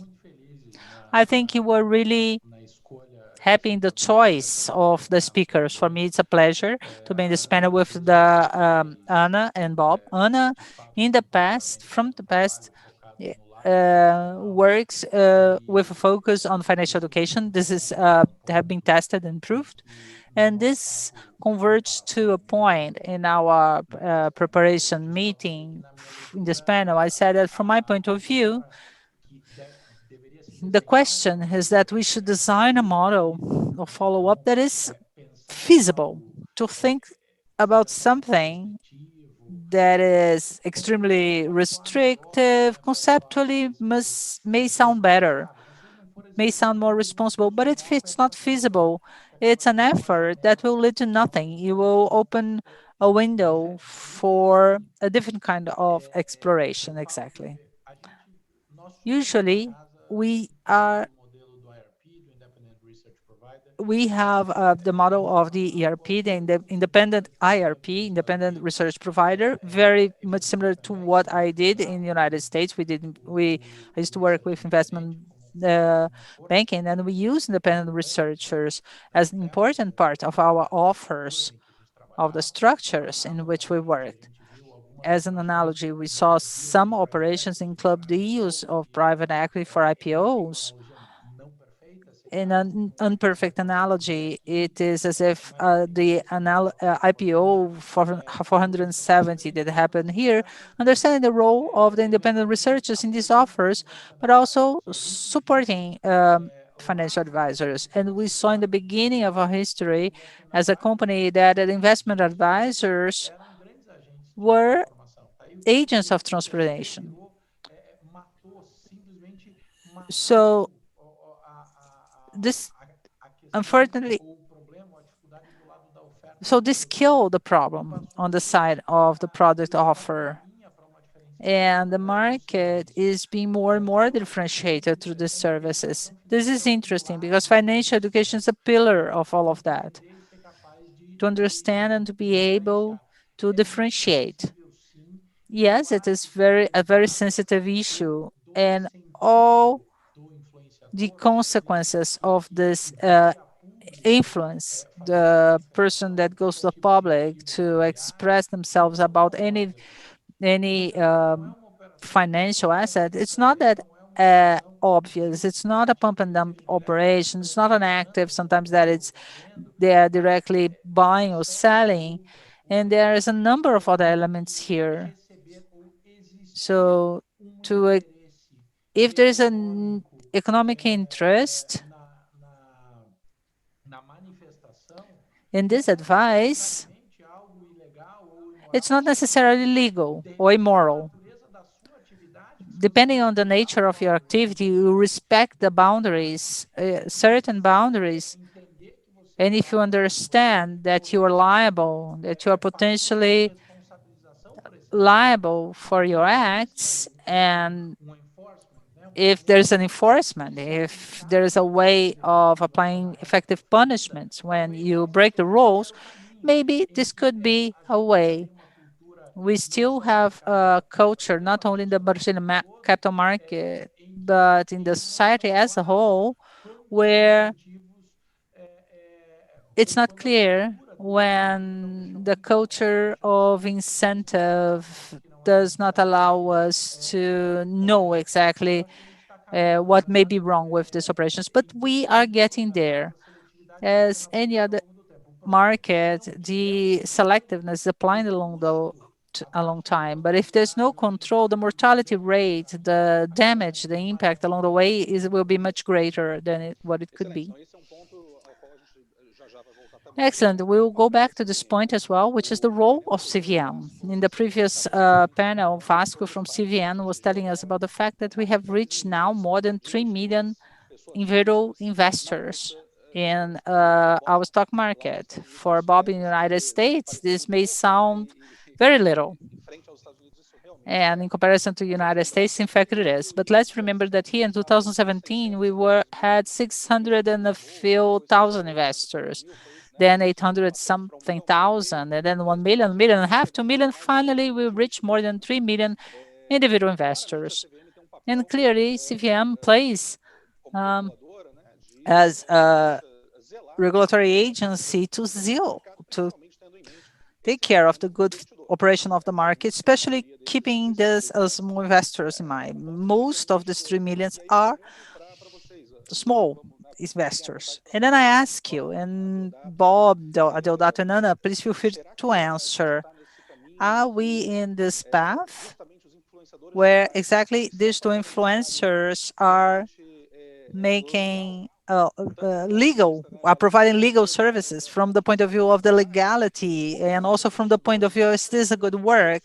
How does distributed investors, only talking about the stock market, how does distributed investors can separate what is investment advice, what is an opinion from that person that can be qualified or not for that? We know that it's not only the famous financial advisors and Twitters. We don't know, we're not going to name anyone, but we know what we had in Twitters. We had a great offer of courses and miracles methods to become rich with the day trade.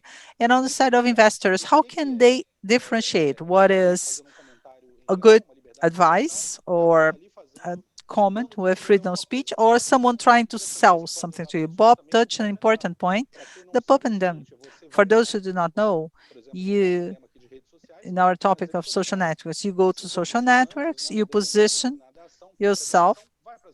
No, you buy a certain stock, you go to a certain social network, you have millions of followers, you say, well, this share is going to skyrocket. And people then buy this share, and then as a financial financial advisor, you sell your stock and you make your profits because you influence the market in that direction. So how can we tell the difference? How can we tell the difference? How can investors know the difference between one thing and the other? 3 million people watching a lot of things in the internet. Yes, it's true, and has to do with this point. We have a high number of impressions in Instagram itself, and other 5 social networks where we generate content: Twitter, Telegram, YouTube, podcast, LinkedIn, and Instagram. So it's a lot of responsibility. And you touched on a very important point. How does the person that does not know you, that comes from outside and is getting in touch with your content for the first time, how do they understand this, if you're serious or not, or if you are simply trying to sell your points and trying to influence people to buy something or sell something? I will tell you a personal case that happened with me. Really, B3 last year released report and official announcement saying that they would start issuing that they were going to issue tax on dividends. Well, I had to generate content about that. There were other influencers talking about that, so I watched a lot of videos and I wrote my script with a serious company. When I produce content that will impact, I went to the head of variable income and I said, well, this is my script. I'm going to record a video. I will publish on YouTube. He said, well, it's all wrong. Where did you get that from? I said, well, from the internet. Then he said, but it is not right. Sit here with me and let's see the official announcement from B3 and let's write the correct script. Then I said, well, I watched 5 videos from other influencers. If I add all the views that this content had, it was more than 5 million people watched those videos. My video that I did correctly, reading all the B3 official announcement with our XP variable income director. You know how many views I had? 2,000 views. So we go there, we have all of this work, put it into practice, and we do not reach so many people. So this is a very important point for us to consider. I recorded a podcast this week with CVM officer Alexandre Rangel, speaking about that. We'll have a list of people that with who they are, if they are analysts that they can call products. Well, it's high time that you create a list of the serious financial advisors, because the public is that they're arriving that right now they cannot distinguish an opinion from an investment recommendation. I think the seal of those who are serious, those who are not, comes over time, comes with time. We saw the work of 11 with Deodato. you don't see anything that is not written coherently. You don't see any attempt of coercion as we see in some other analytical cases in Brazil. So we do have an idea of who is doing the right thing, the wrong thing, but the investors, they will realize what they're doing eventually. When they get harmed with their money, they will try to find other fronts. Well, this person that is harmed, if this person continues with the mindset about Brazilians, well, we don't know anything, but it's not the case. And I would like to ask Bob about the international experience. Just a minute. First, I would like to pass the floor to Deodato. Will the Brazilians be able to distinguish what's good, what's bad? And her point is excellent. We have 210 million Brazilians. Just 3 millions are in the stock market. There's much to be done, a wide front to work. We have to work in the economy, in health, in education, and sanitation in this country to organize things before actually holding a position. When we can finally say we do have a population that invests well, we have a small share of the population that invests, but this population is growing steadily. Over the years, this population has been growing steadily over the last few years based on the stock exchange numbers. This population, do you think they can distinguish who's serious and who's not? Just send me your money, that I'm going to teach you how to get wealthy. Well, I don't think so yet. And I need to thank Anna because she mentioned and she acknowledged our company. We work hard, we have a gigantic team, and I'm not noisy. We are not noisy as a company. We don't make a lot of noise. So, in order to achieve acknowledgement, we need to have the touch with the work that we do, the contact. Because if I'm not noisy, if there is no shortcut, if there is no easy way, it really demonstrates our work over time. So in Brazil, 35% of the population has no sanitation, for example. They have no food. But the number of people that has been investing has been increasing. But I don't think that we have a culture based on our history. Economic stability, is it what we have in the last 2 decades? Do we have economic stability? Perhaps yes. But we killed the hyperinflation in 1994. So it's quite recent. The savings rate is very low yet.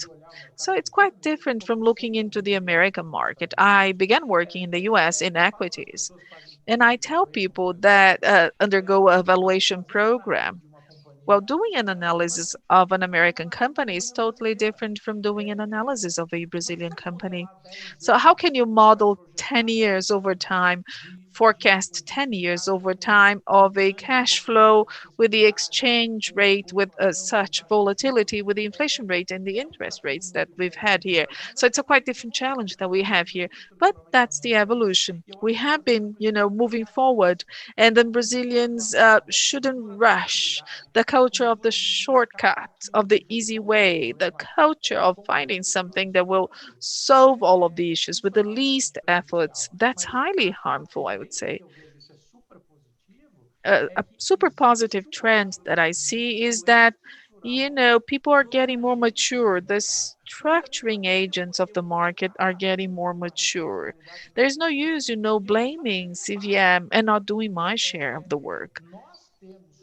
So we all have this institutional responsibility and practical responsibility as well as transformational agents of this market. So the regulators, they are important. Of course, we're always willing.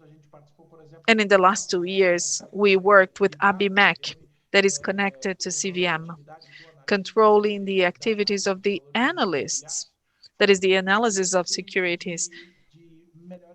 And we addressed the best practices, the compliance courses, and what can we do to make things happen right? So we have to be engaged. It's a common interest to make this ecosystem evolve. And I go back to the same point. The mortality rate or the harmfulness rate of people can be so much higher if we do not mobilize pro best practices. Anna was perfect when she said CVM is out there, but there should be a list a blacklist and a whitelist, and there must be visibility to that. Because that's the basic characteristic of the investor, that is having visibility, or the new entrants. Of course, they want to get some support in obtaining visibility, because the shortcut is seductive, the speech is seductive, the pitch is seductive, and that's the human nature. We react. Okay, I was talking about behavioral economics. I spent a lot of time speaking about that, but the human beings react to that. We should be careful about this. So excellent. The discussion is really great, and Anna just brought a good point, which is she researched a lot of a certain subject to give her viewers, an exact opinion or a point of view or information, and she spent a lot of time doing that. And then she got only 2,000 views on her video, while some digital influencers got millions of views by talking BS, basically, right? So if I may say so. So unfortunately, that is the case. So there's a lot, Bob. There's a lot of show business here. Unfortunately, that is the case. Fortunately or unfortunately, for many areas on social media, that is the case. It's show business. But the problem is, when we're talking about securities, and we're talking about people's savings, and we're talking about their lifetime savings, talking about their retirement funds, etc., this becomes really serious. So what is your experience in the US? How much of what you see in social media, on Instagram, LinkedIn, Facebook, etc., YouTube, how much of it do you see that is serious? How much of it do you see that is basically show business, and people are just trying to find likes and make money from their YouTube videos? What is the situation that you see in the US and elsewhere? If you may enlighten us a little bit here in Brazil. Sure, I think it's a combination of both. I mean, you see digital influencers, they're there to create marketing for a particular company. They're using their celebrity, they're using their following in order to produce better brand awareness. And so there's a lot of show business in that. And so it's very difficult for people to determine how much of what they're saying is opinion and how much is actually fact, right? I mean, CFA Institute has done a lot of work around this in order to help retail investors understand, how do you determine a good advisor? How do you, what are the characteristics that you look for? And one of the first things to look for is, what is the motivations of the person that's providing you the information? Anna talked about, she wants to give out the good information to people, and she's trying to help people, give them tools to make better investment decisions. Other people are using it for financial gain, or once again, to create brand awareness for a company. People need to be much better attuned into what are the motivations of the people that are providing the information. And that's basically, it makes it a little bit easier to parse whether the information is going to be, higher the probability of being good as opposed to advice. And obviously, if someone is creating a financial gain from providing the information, that's advice, right? And that's easy to parse. Is as soon as they're getting some financial gain better from having you take some investment action, then that's easily put into the bucket of advice. It's when you have people that are not necessarily being remunerated, as I said before, from those recommendations, it becomes very hard to parse. So one of the things, I think, we were talking about financial education in the previous panel. I think that's something that regulators from around the world, I'm the chairman of an organization called the International Forum for Investor Education, which are regulators and SROs from around the world that provide investor education in their jurisdictions. And just so people understand, Bob, Ambima here in Brazil is a member of that association, right? That's true. Yeah, Ana Leone, who's an Ambima, is actually on the board. She's a secretary treasurer. So Ana Leone, perfect. Ana Leone, yeah. And so one of the things that they're really starting to concentrate on now is, as part of their financial literacy, is to get people to understand how to deal with, the information they see digitally, right? It's about not only getting financial literate, but also understanding how to parse, opinion from advice, right? And that's something that's being done on a regular basis, because at the end of the day, as you said, it's very difficult to understand those two things. And one of the things we talk about is, we've done this in our studies, talks about how do you build trust with an advisor? Well, advisors need to build credibility and demonstrate professionalism. And so we tell people, that credibility part is really important. So when you are going to go and look at a digital influencer, do they have a track record, right? Have the things that they've said, have they come out to be true, right? If they've given recommendations, how have they fared in the marketplace? Do they have any do they have any credentials at all for providing this?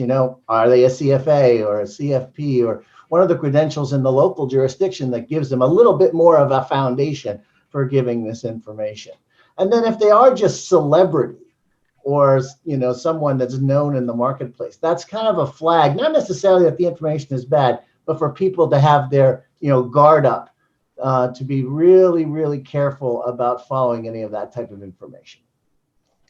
Que são excelentes pontos e o que eu tenho ouvido de vocês, então, realmente a gente tem que ver. Excellent points. Yeah, we do have to pass the digital influencers, separating what is opinion and what is counseling. We don't see that happening, and Ana mentioned that, and Diodato added that perhaps we haven't gotten there yet. We don't see this happening yet. So the part of the population that invests and that pays attention to this kind of a theme and that eventually is influenced by the social networks, this share of the population doesn't know how to distinguish. So after the preamble, after the introduction in the last 20 minutes, so let me talk now about the role of the regulator. Perhaps it's a burning topic. So CVM has been invited to provide opinions and to speak about this topic and to position itself in regards to digital influencers here in Brazil. And rightly so, because we saw companies over the years providing a disservice to the investors, saying get rich in 2 hours. If you purchase such and such projects, you get 3,000% of interest. This kind of propaganda that prevailed for some years. Companies that are working at the margin and they boast about working without a license. They're not abiding by the law. They are illegal companies because we do have laws that establish that you cannot manipulate the market. You cannot commit a crime against popular economy, and these laws are enforced. So in order to introduce the regulation part, we do have the laws out there. They have been established. The regulation has been enforced. And Diodato was talking about how can we make that applicable? How can we actually apply what has been set forth in the law? Do we need to set more rules? Or do we need to apply, to enforce the rules that have been passed?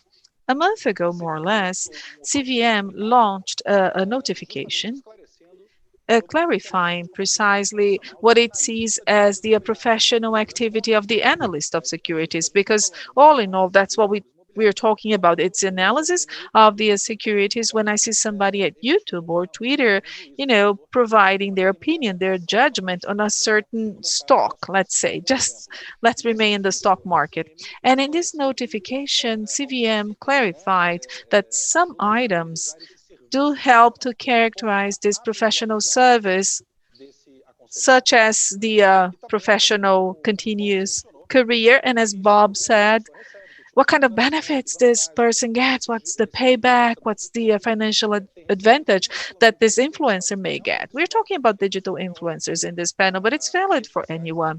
Of course, the social networks have allowed us to communicate more easily, more fastly, for everything, and also for the capital markets.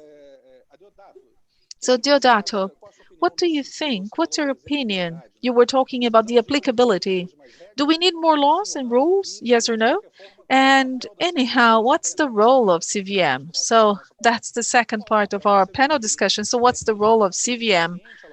So has it made enough? Does it need to do more?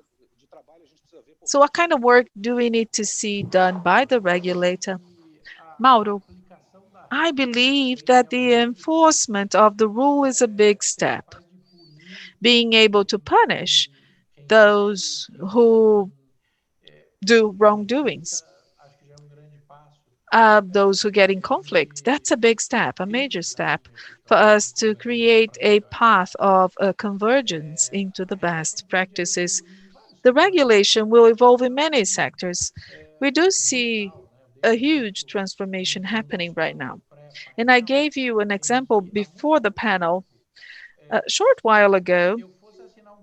If I were to sign a contract with you and we couldn't do it physically, I mean, going to a notary's office, this contract would not be enforceable. Today we have digital tools, right? To enable the signature of such contracts. And they do have a legal value. They are legally binding. Just showing to you how technology and everything that we see happening will change the relations between the parties. Well, although it's quite symbolic and it's quite aggressive, those who promise, fast returns, miraculous techniques, uh, well, perhaps these are the villains or the threats for the good functioning of the system, but it's more worrisome those who sound to be smooth, but they're not. Those who say they are, a promoter of wealth. Well, you might say the stock is worth 3 times. It's going to skyrocket. It's a great opportunity. You might hear that. So, on the side of the inspector, this is a clear recommendation of a recommendation. So, we are crossing the line between opinion and recommendation. But how about those who say, well, that's sensational. That's a wonderful company. It's great. Look at everything that is happening. This guy did this and that is going to be miraculous. It's going to generate value over time. So you're not talking about the stock price, you're not talking about anything that is specific, but there is, the recurrence. So your audience will eventually understand that you're highly focused on that. So we'll naturally understand that that thing tends to be about the future prices of the assets. Well, it's not so complex, I think, to identify who acts influencing the market in practice, influencing the investors so that they follow certain directions. And these people who really take on this position of doing or having such influence, they should be liable with a direct penalty upon them. Well, if the regulator applies fines and penalties or punishes, or, perhaps we should forbid speaking about that, or applying imperative penalties, penalties that are effectively felt by those who miscomply with the rules. I think this is what will bring an effect, bring results. And to close, once again, I have to mention one of the greatest name of behavioral economics, Daniel Goleman. That's the theory of the prospect. I give you some, you get some, but then you lose a lot and you are penalized. The pain of the loss will lower the tone. The tone, actually. Thank you. Okay, Anna, that's a super easy question, right? And the point that we have been discussing and piggybacking on Deodato, having a fair market, especially when you have new entrants in the market, they're not familiar with the market. We want the market to be fair. That's the role of CVM. We have a huge list, and the law imposes that what are the roles and goals of CVM. But all in all, we are talking about having an organized, regulated, fair market. And I, as an investor, I don't want to be deceived or misled. I don't want to be taken advantage because of my lack of knowledge. If I am a layperson in investments, I should not be fooled. So Anna, you talked about a list of influencers. So I'm playing the devil's attorney. Going back to the beginning, am I curbing the freedom of people, their freedom of speech? And what should CVM do? Do we need more rules? Same question goes to you. Do I need to apply such rules? Does CVM have to do anything? Because I, as an investor, I participate in the market. I want to see a fair market. So what does CVM have to do, in your opinion?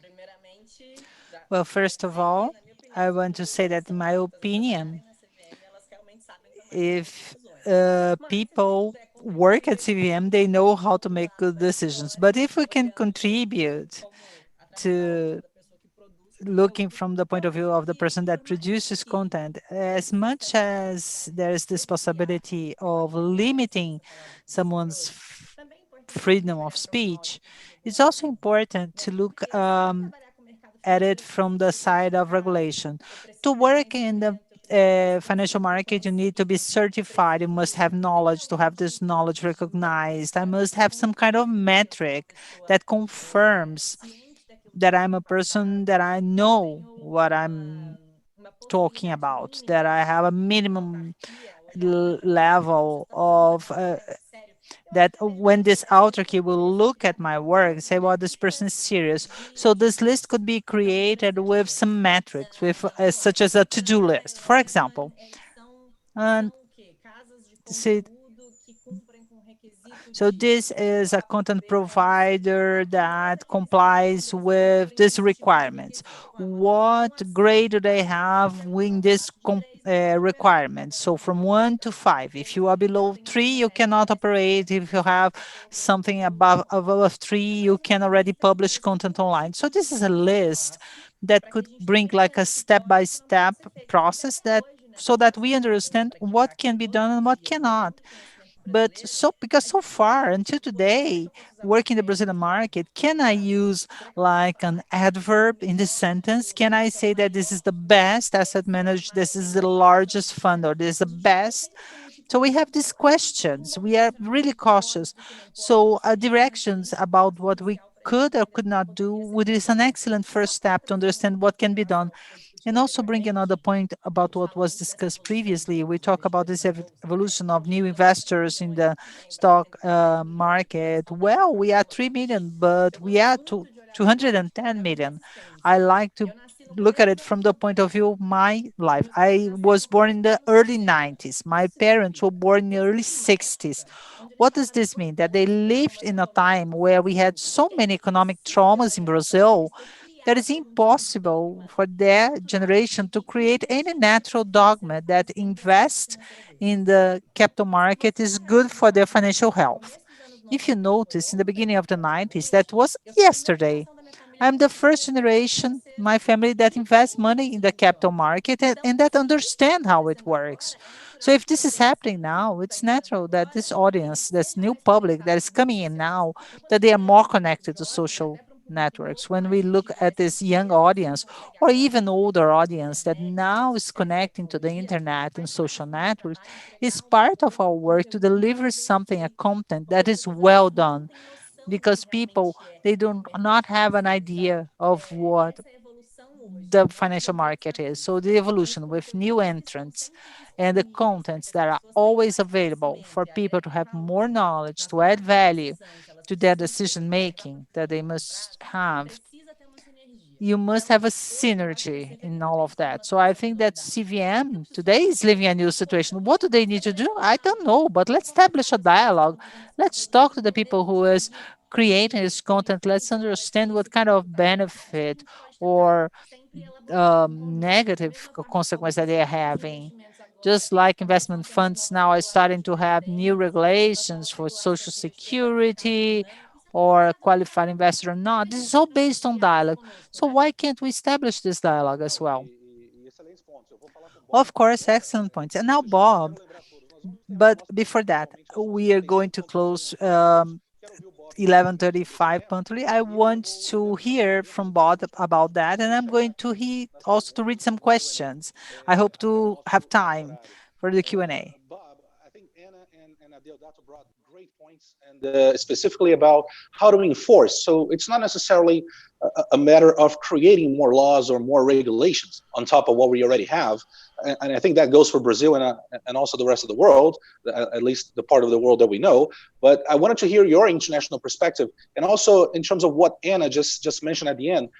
This is something new, I guess, to regulators all over the world. So how can they work together in a couple of minutes, if you may? How can they work together? How can perhaps the SEC work together with CVM and other, regulators in the world, the AMF in France, and so on and so forth, in order to think about this issue, tackle this issue in terms of not allowing the investor public, get taken advantage of by digital influencers who don't have their best interests in mind? Well, this is a really good point, Mauro. I mean, it's going to have to take the cooperations of different regulators around the world, because there's cross-border problems, right? I mean, you have digital influencers that are influencing people in different jurisdictions. So it's going to need for regulators to come up with some format that's going to work to at least identify where there's problems and to be able to identify the public about those things.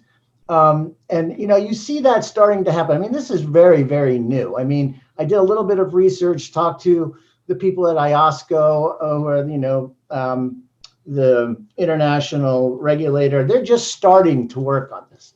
I mean, this is just something they're starting to work on. The EU is just doing their digital strategy. I think they put out a comment letter in June of this year to start asking some of these questions about how do regulators in the area work together. I think at the end of the day, it's really, cross-border is not even one of the issues. Then there's jurisdictional issues between regulators. I mean, take for instance, I know in the U.S. when they went out, they used to go after these schools that used to teach people how options trading, right?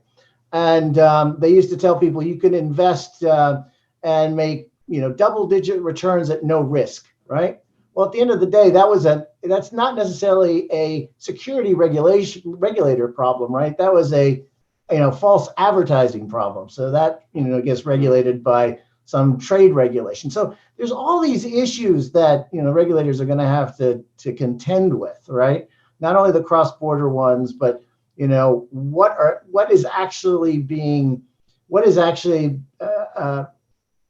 investors being harmed by, and whether that's the jurisdiction of the security regulator or some other regulator, right?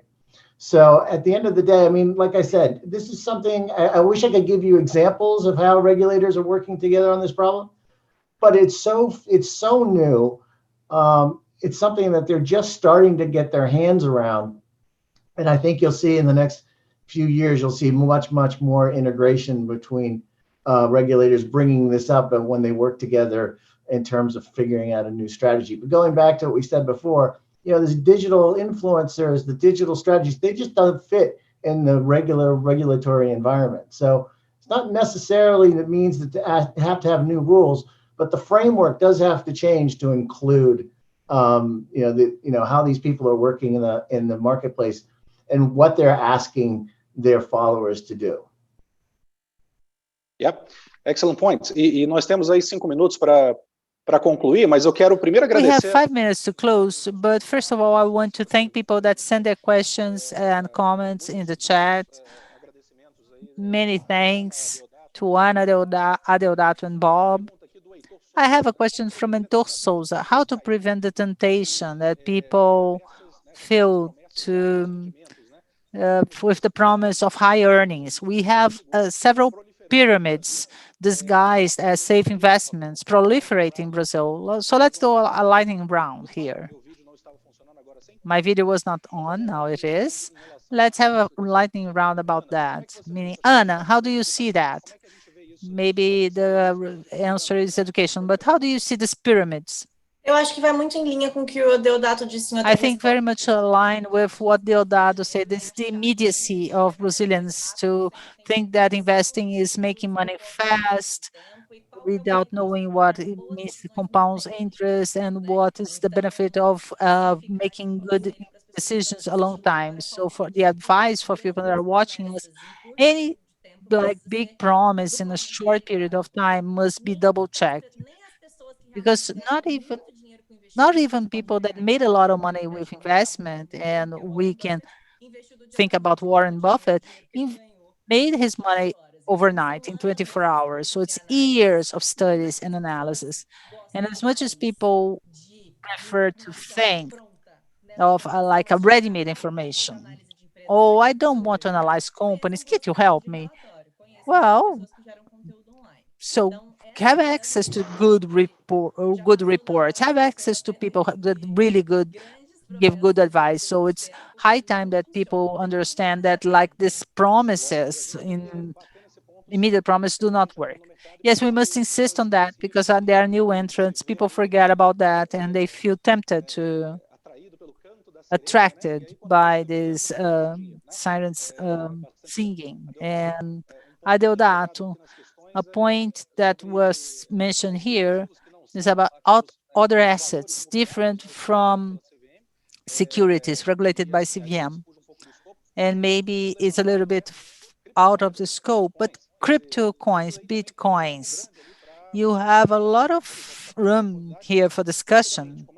But very briefly, how do you see that in the context of digital influencers, especially using this new kind of instrument, crypto coins?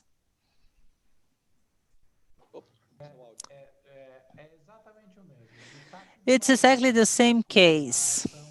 From bananas to Bitcoins to shares, whatever you want, you can sell them. And was straight to the point. If the promise is like really easy and really big,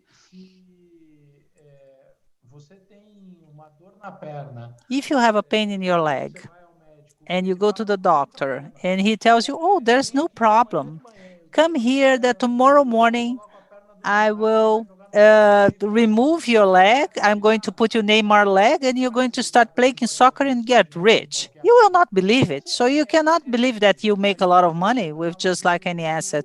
We use the analogy of the medical diagnosis and the medical solution when we talk to our clients.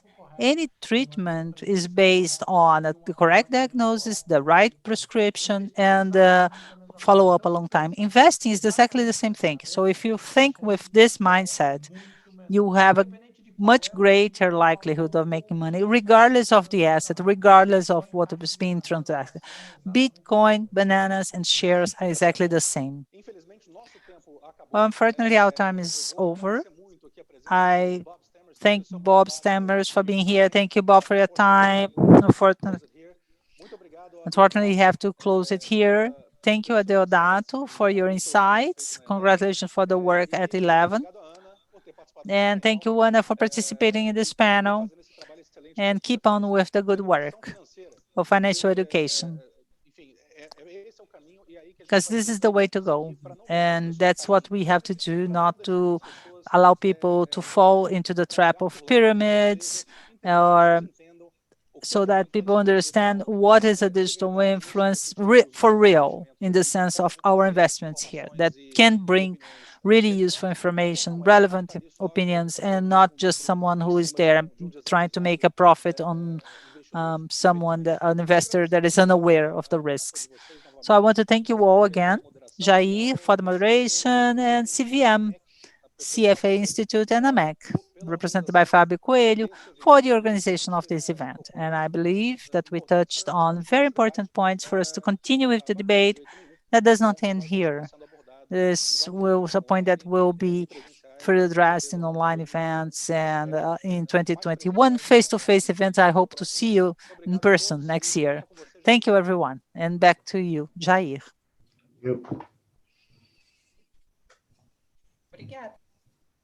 Thank you. Thank you.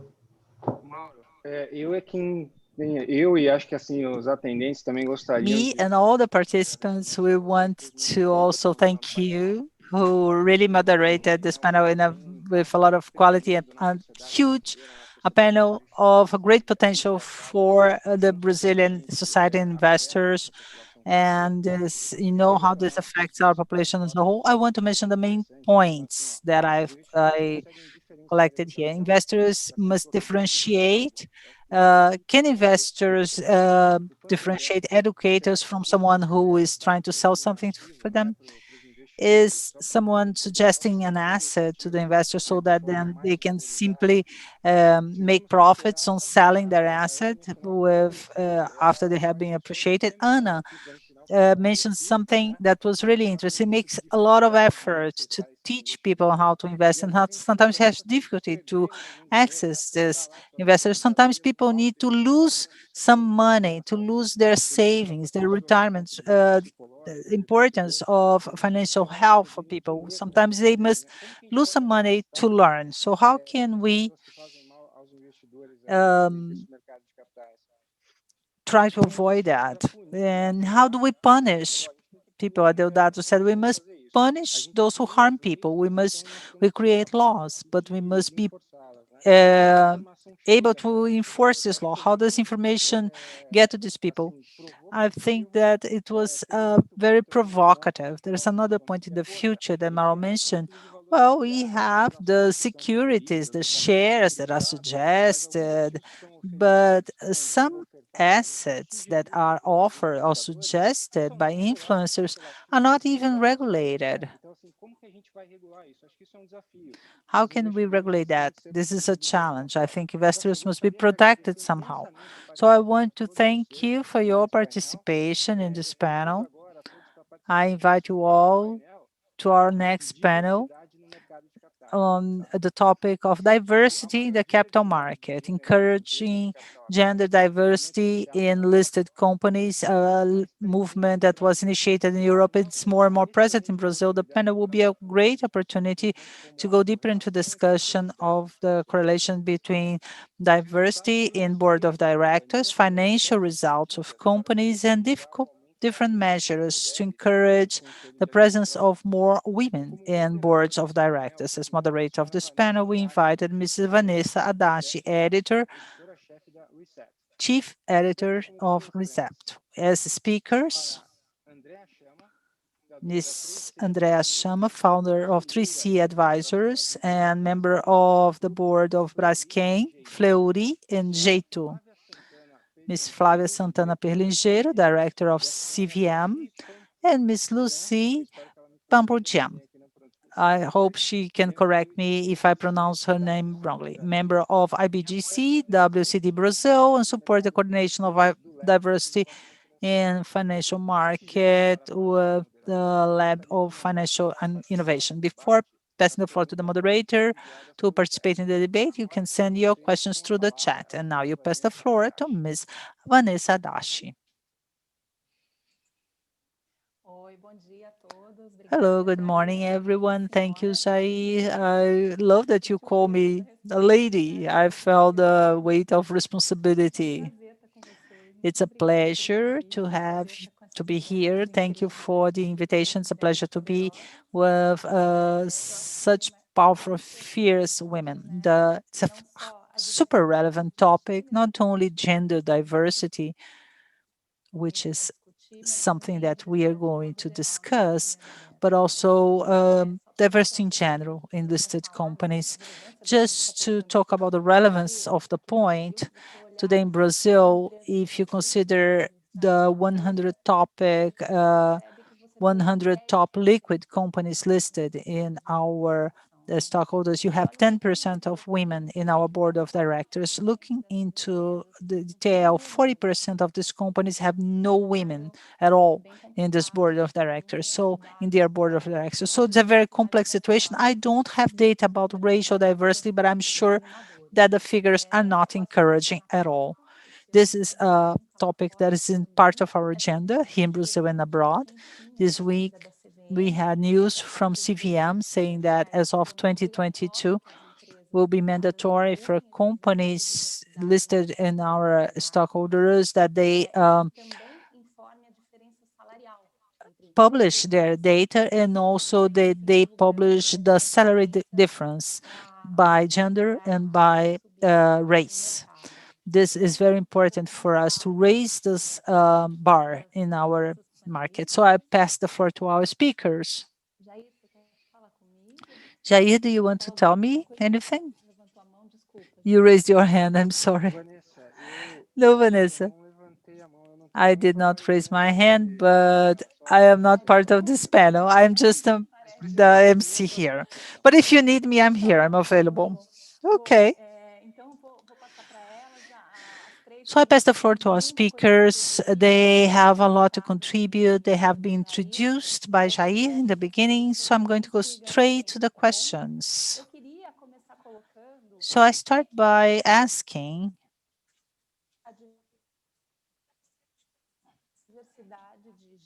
why does gender diversity is relevant? So in addition to inclusion, that it's very much desirable, it's nice to talk about the importance for that for companies in terms of business opportunities and the generation of value a long time. I want to start by Andrea Chama.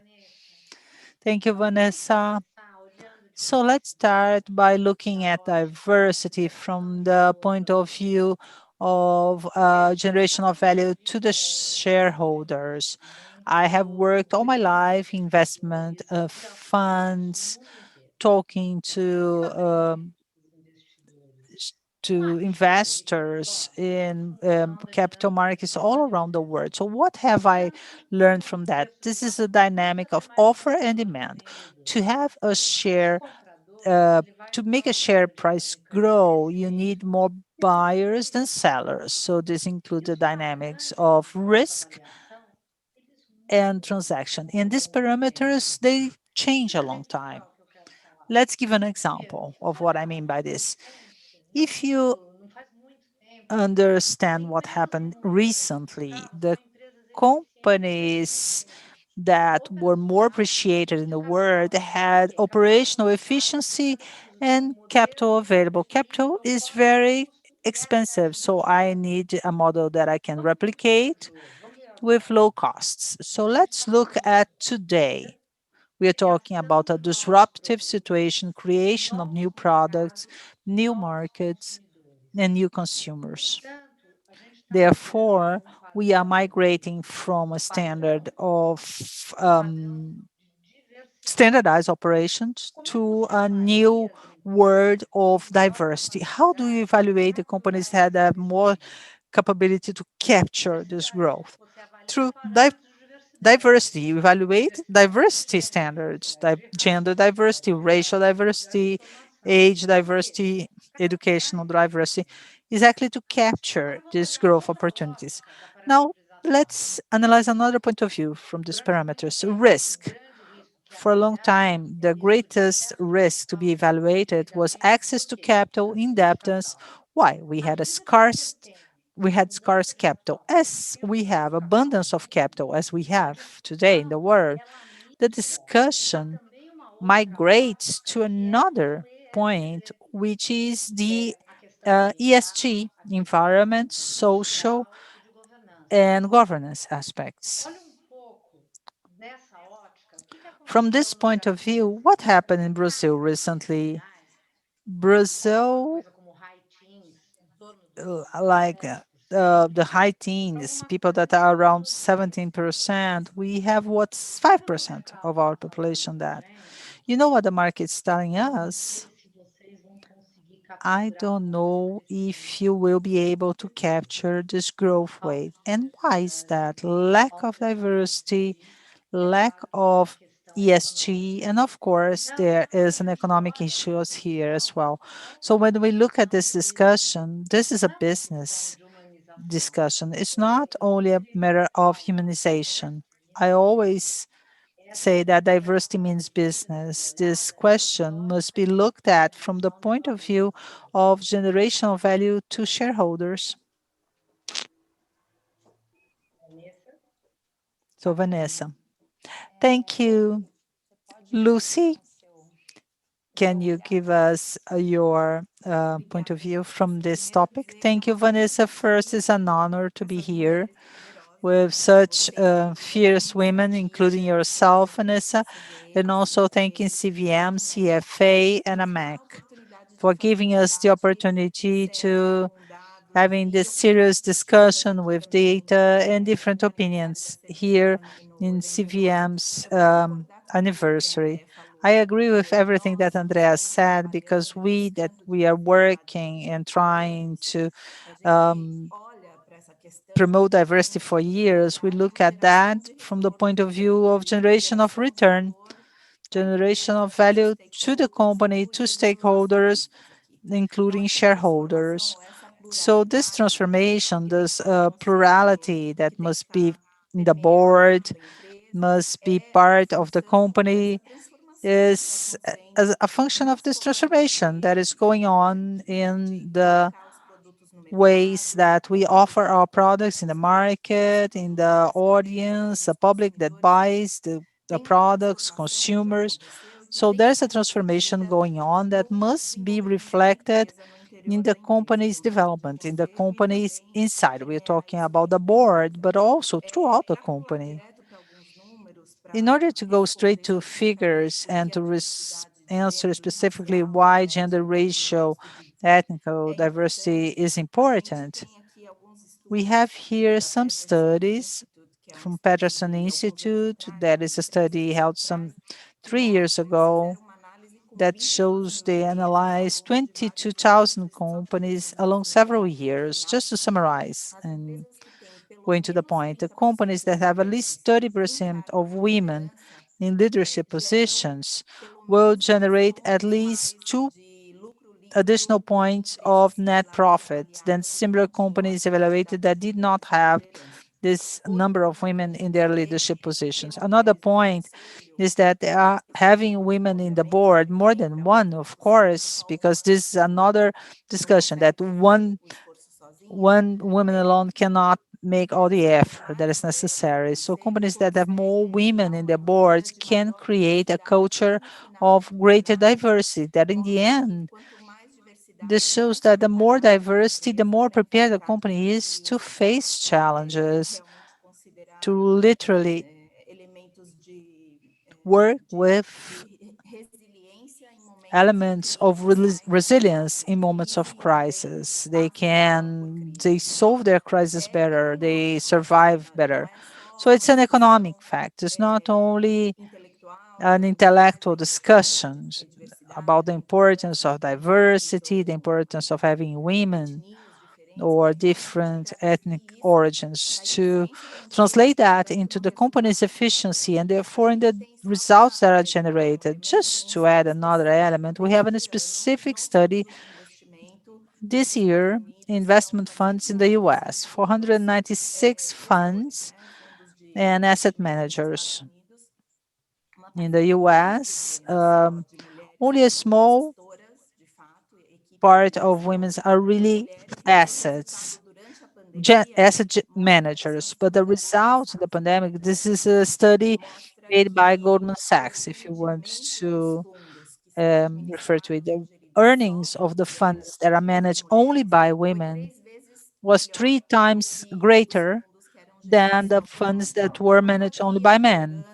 I'm not defending that women do it better than men, but there are characteristics, this plural mindset, characteristics, vision, long-term perception, experiences, academic education. The more diverse, the more they can evaluate other elements of the market or within a choice of investments, as the case of fund managers. So here the discussion is no longer theoretical and not theoretical, but to bring this to generate value, to minimize risks. And I agree with everything that Andrea has put. Thank you. Hi, Lucy. Very interesting, this information that you brought, because I think that most of this discussion has to do with that. These are different points of view, bringing different elements for the decision making. I could add a recent article in Bloomberg showing that they analyzed 11,700 companies listed around the world, and they concluded that those who have more women in their boards have better climate policies with less emissions. So another piece of data that has everything to do with the current moment.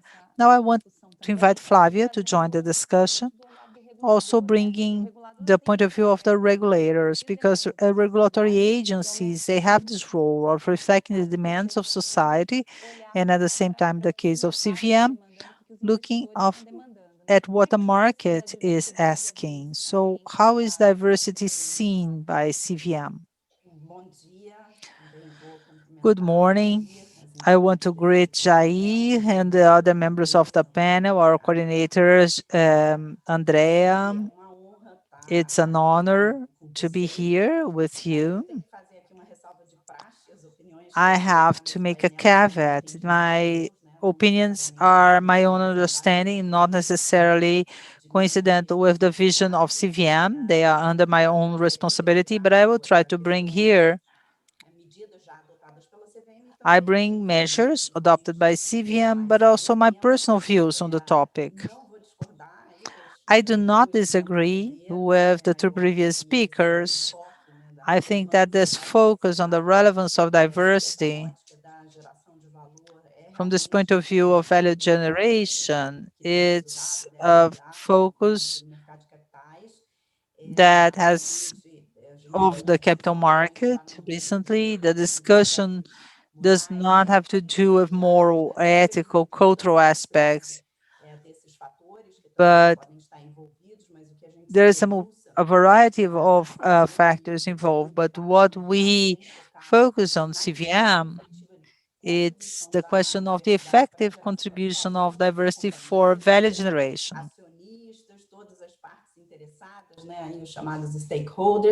So all the stakeholders and for society in general, the gender diversity, for example, in the market, we can see it's not only treated as a nice to have, but a must have. There's also a point of the acceleration of the changes, the timing has changed, and diversity matters because it's a value recognized by investors. Investors have been demanding this kind of information for this kind of investment and its investment. And the managers have been feeling the effect of diversity in the results, including financial results. This positive repercussion has a direct impact on the governance structure of companies, and I have no doubt, and I have no question that this is a fad, like there is an undeniable relevance of this model that is growing, and we realize a growing positioning of institutional investors. It's interesting to observe that in Nasdaq and SEC filing, there are studies empirical research talking about the financial performance of companies with an express mention to institutional investors and a strong position as Vanguard, BlackRock, and others. The underwriters, the example of Goldman Sachs, announcing their denial to work in IPOs if there is not at least one woman in the board of directors in the represented group, with the perspective of increasing this number to 2 women in 2021. So this growing demand of investors and advisors is being heard and debated by regulatory agencies, and this will lead companies to accelerate and improve the measures to recruit and retain and promote women, so that in practice, we need to make this paradigm a concrete reality. Of course, this is happening. It's going to happen even more. But what unfortunately is uncertain at this point is the speed in which this will all become a concrete and consistent practice, transforming the reality. This is my introduction. Thank you, Flavia. I want to bring a little bit of the Brazilian context.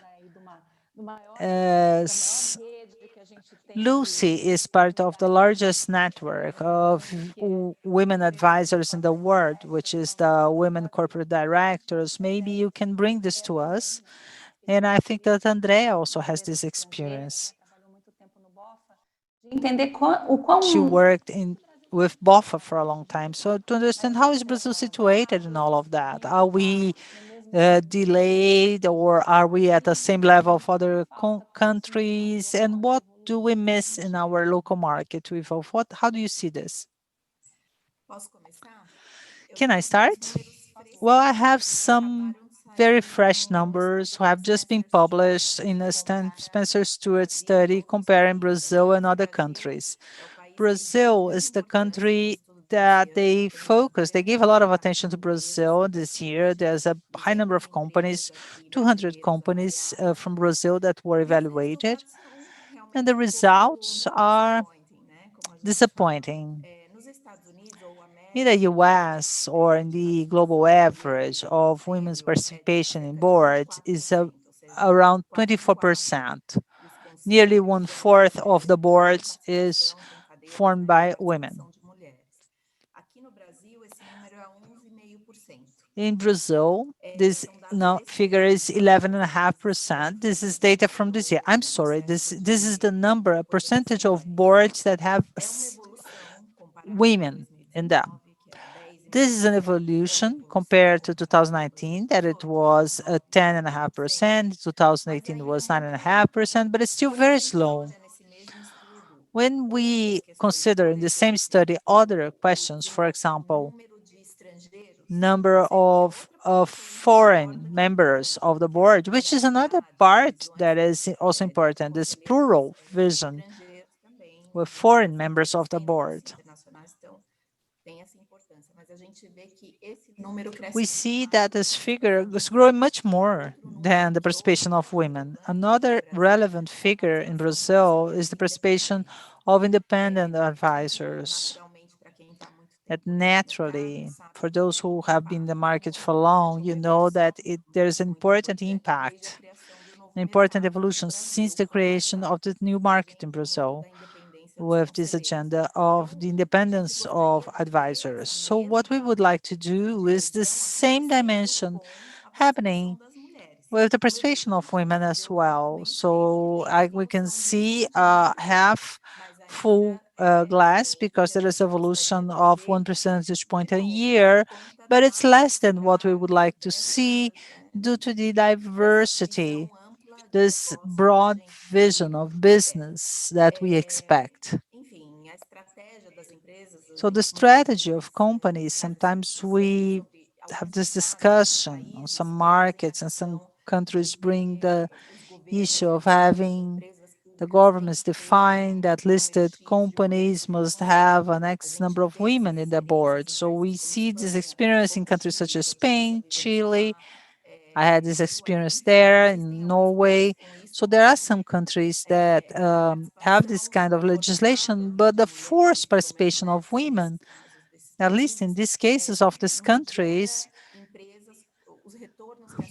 will not generate the return that is expected, maybe because they are listed companies, they have other kinds of metrics, but they not still lead to this return as the case that I have women, because the board chose to have them. The board chose to opt for this strategy.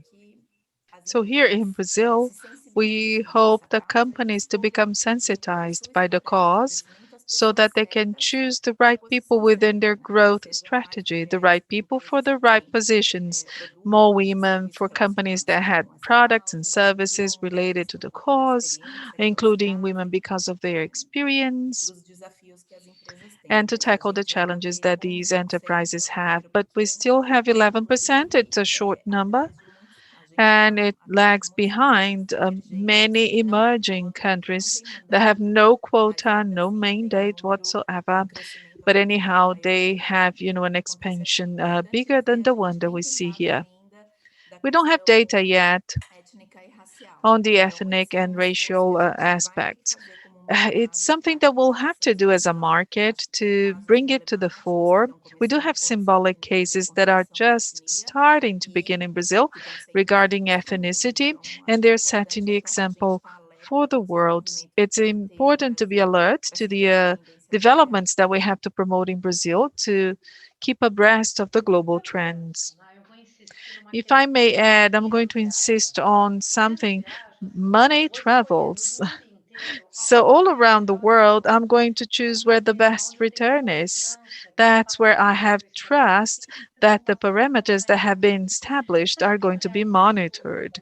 If we look into this study that Lucy was talking about, if we take a drill down, 11%, that if you exclude the controlling families, it's even below 5%.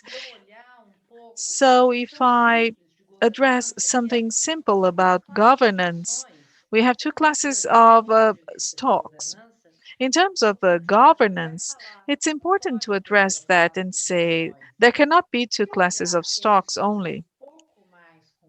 If we take a drill down in that study, we could say that the boards of the publicly held companies amount to 10%, the ones that have, foreign oversight or foreign appraisal. So when we take into account the international parameters, we have to rush. And Flavia was talking about something that is my greatest concern today, that is speed. As we become irrelevant, it becomes more difficult to come back. And I spent 30 years with the investors, and I may assure you that that happens. Let me draw your attention to another topic. So how can we speed up? In September, the California administration set a target and a requirement for diversity in the boards. Germany established that there must be diversity in the boards. So why? Because such diversity addresses important matters from the governance and sustainability standpoints. So if you look into the major funds, let's talk about BlackRock, more than $6 trillion in managed assets. Larry Fink makes it clear how BlackRock will address its investments, will analyze its investments. So as a society, as a capital market, we have to say, got it. We cannot fool around with that. We have to do it, and we have to do it quickly. So myself, Andrea, I'm not in favor of a quota, but myself, Andrea, I am in favor of quotas. And you know why? I think that targets are an efficient system for you to stop and deal with something.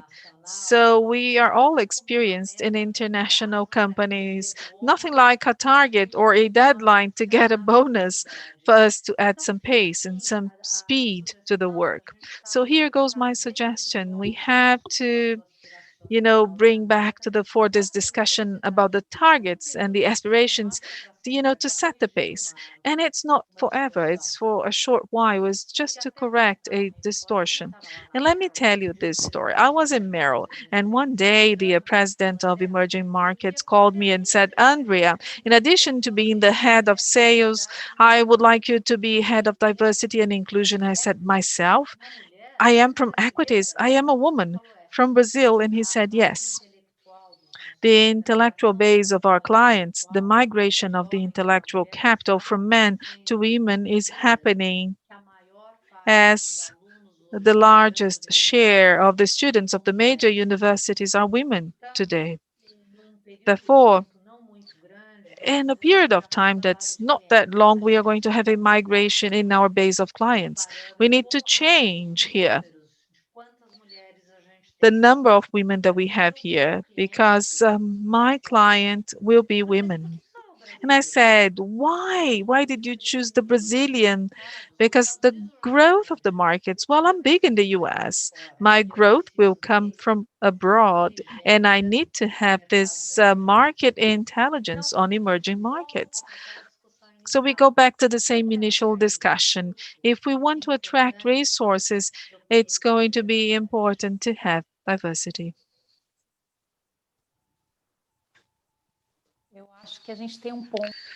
Well, we do have a point that is quota or non-quota, if it's valid or not. So Lucy was talking about this, and she was pondering, saying that the earnings of corporations that increased the share of women by imposition didn't have a good performance as compared to something that is born within. It's a natural initiative. So last week we had something important happening in the US.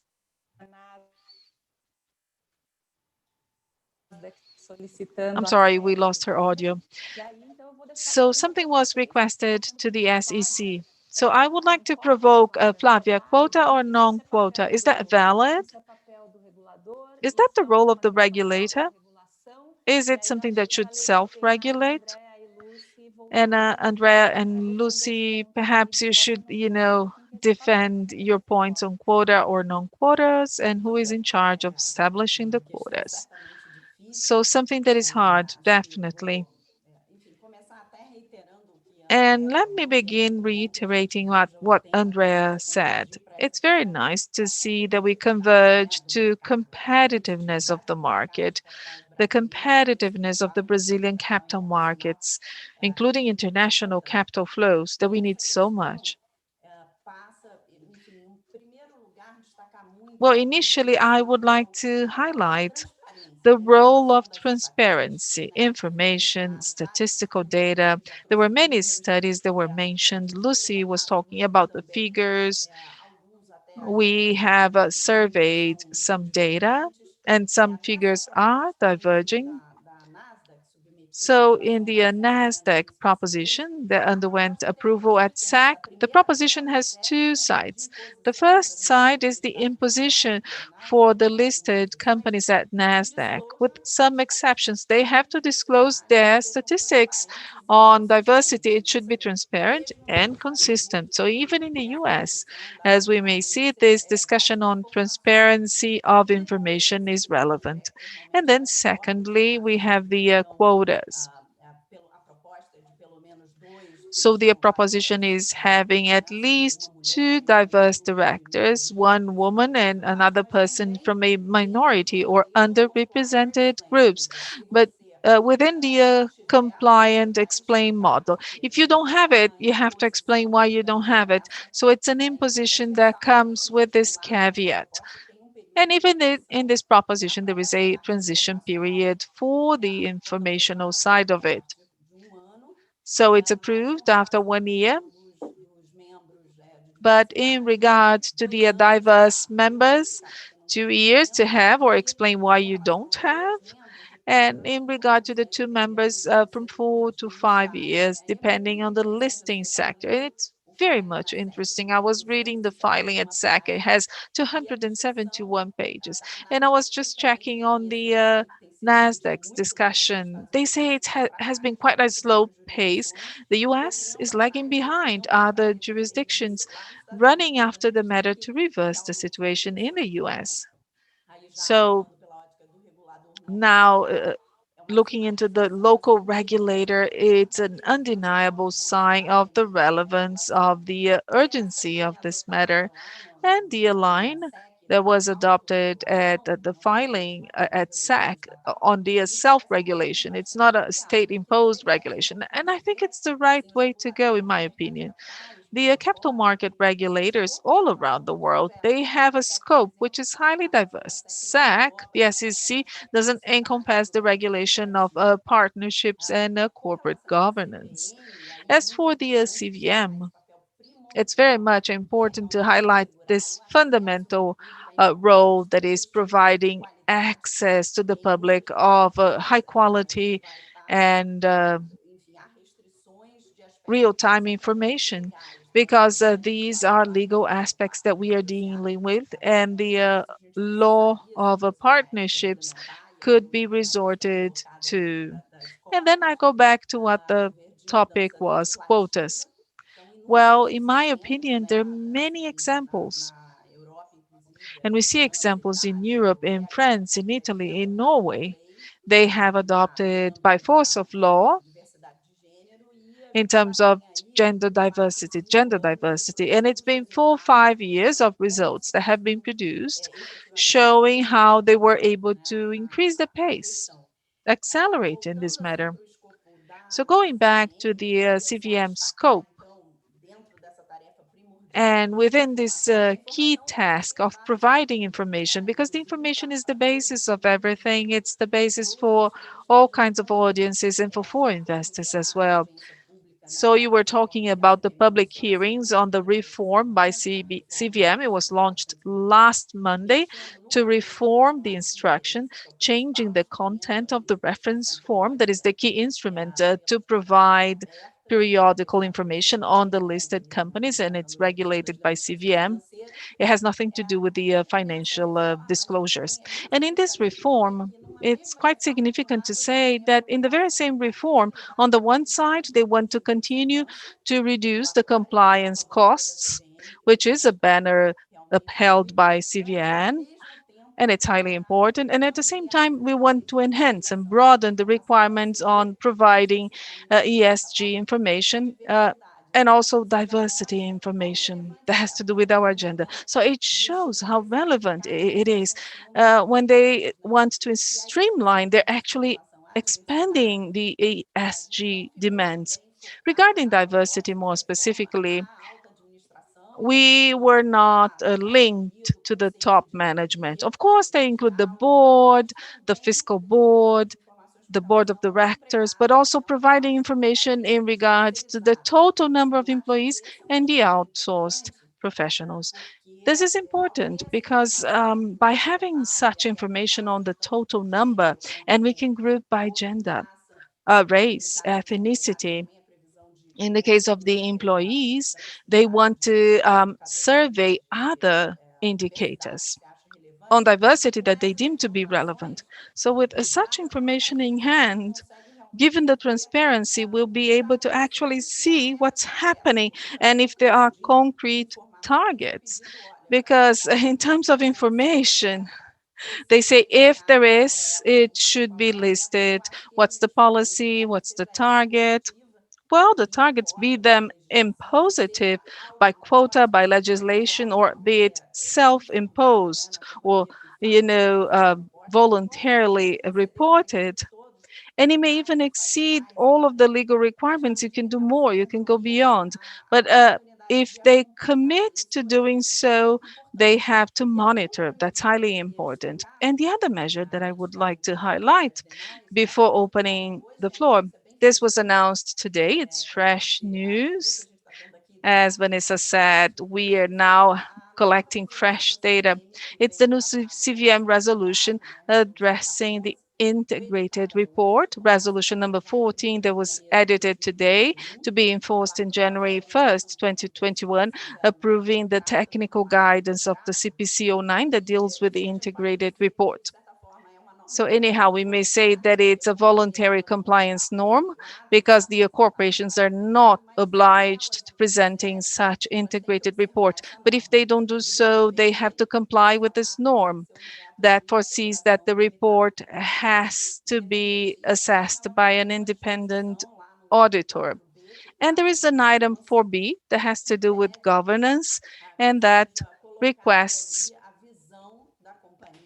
the vision of the company in terms of the structure of leadership, including diversity, and then they mention gender and other aspects. And also the integrated report, it is quite interesting because it is all based on principles. So there should be strategic focus and guidance for the future. So we are not going to be looking back, checking what happened. We have to talk about the future of the company and the connectivity between the information. So the financial information, matched with the non-financial information, because it cannot be the best, the best place in the world to work. And then there is, liabilities, human capital liabilities. So this is going to be disclosed for the companies that provide the integrated report, because they will have to work with the interconnected information. Later, I think it's worth speaking about the experience of the legislation in other countries, but now I'll turn it over back to Andrea and Lucia for the sake of time. We have little time. Well, talking about the Brazilian companies and diversity, I think that diversity follows a cycle. First, it's about awareness and debate. In our discussion today, for example, most companies, they agree on the importance of diversity.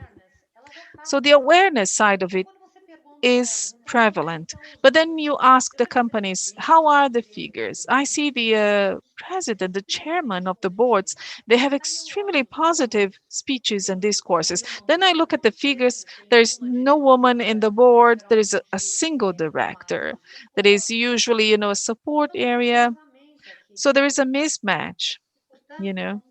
Therefore, how can we correct that, going back to the discussion on quota or non-quota? Well, unless you have a clear incentive to explain why you were not adopting a certain conduct, then it gets too easy, right? To do it as a business as usual. Brazil does have a challenge, that is the economic side of it. We have volatility in the economy, we have issues with the financing, we have the interest rate. So it's quite easy for the manager to say, well, this is important. Well, I'll take a look at it. Just give me a moment. But this just give me a moment, then we have to pay for that. We have to pay the bill and we cannot afford to pay that bill. So there is this importance of adjusting the pace right now. The first mover advantage, we have to seize this opportunity. We see that happening in markets and in companies when we pre-position. So Brazil is losing sight of the competitiveness, even when it has to do with the governance. So my suggestion is adopting quotas for a while so that people start paying attention and discussing not only the quota, but the governance. So in my opinion, what is behind this discussion is the generation of value. How can we improve the creation of value? And the studies, they all show us the value of the outsider, the one that has a new gaze, a new angle in capturing new markets and in promoting growth.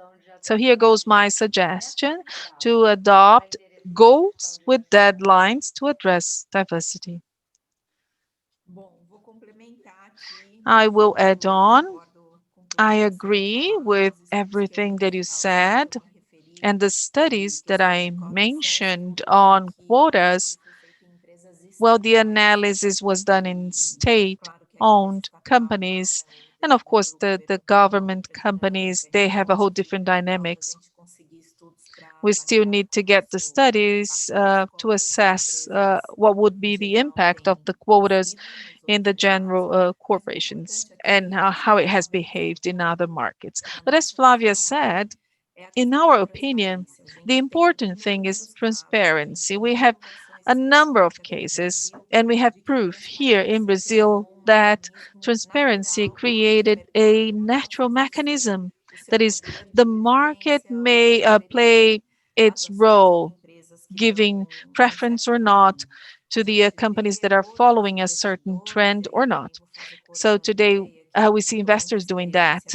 And I will echo Andrea's words. She told about her international experience. Today we have many investors and activists of the ESG cause, the institutional investors included, and they have been addressing this process. I will not invest in companies that are not getting ready for the future. And deep down, diversity and inclusion is part of the ESG agenda, and we see that happening in the companies here. And ESG is what is, setting the grounds for compliance, materiality, assessment of risk and opportunity. So this enables the company to be prepared for the challenges of the future. So that's why I agree with Flavia.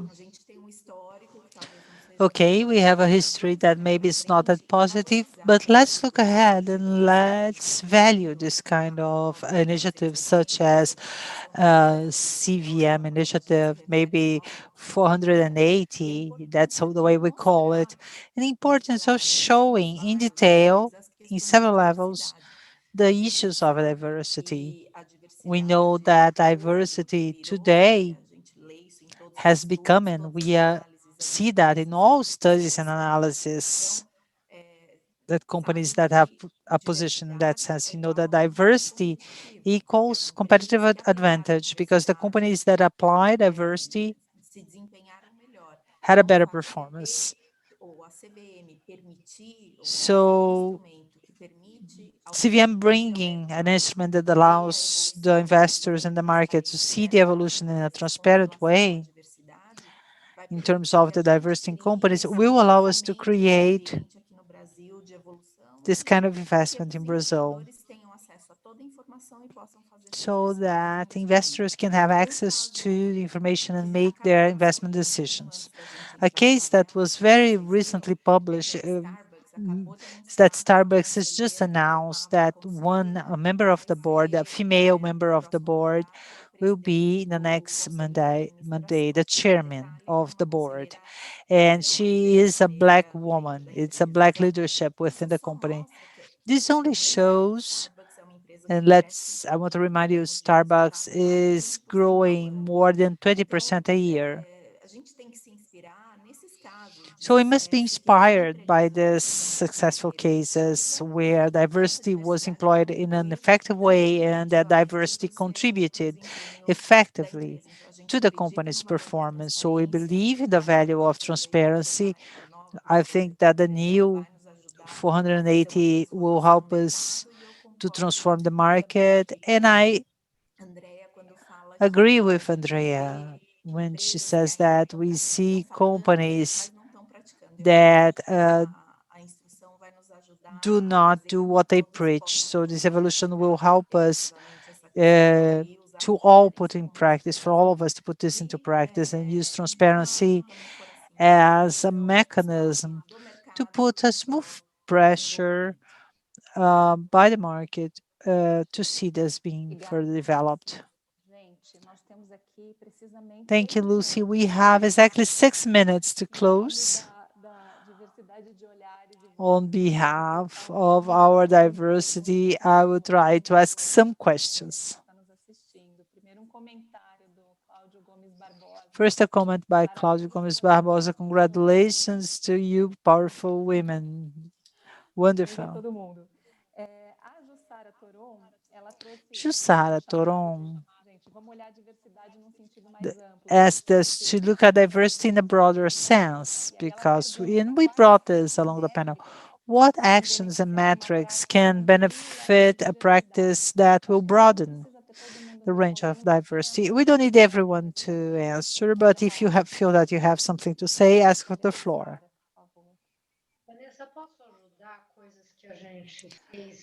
Vanessa, can I help? As I have conducted this process in several countries, something that helps is to have an entry goal, a promotion goal, retention goal.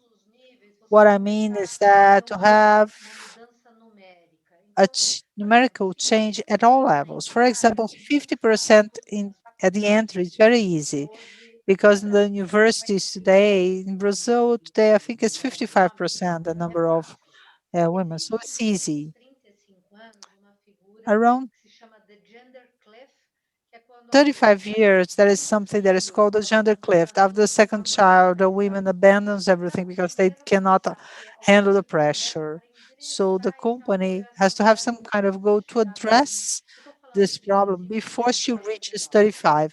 I'm saying 35, but this can be applied at different ages to have an aspiration of how many women you want to have in your leadership positions as well, because the attraction, women that look at places where there are more women, they say, I can grow in here. So to have an aspirational goal for your leadership positions, aspirational goal for members of the board. So to bring any kind of numerical goal for improving year after year. XP announced 50% of women. I think it's perfect because they announced the goal and the term, the deadline, and you have a time to see how you will meet this goal. So here's my suggestion for aspirational goals with deadlines at different levels. Another, if you cannot meet that, explain why not. So what Flavia brought is essential. Why weren't you able to do it? So let's correct, let's improve next year. I think these are goals that can help us in our evolution. And I'm not talking only about women. There's also an issue of education there.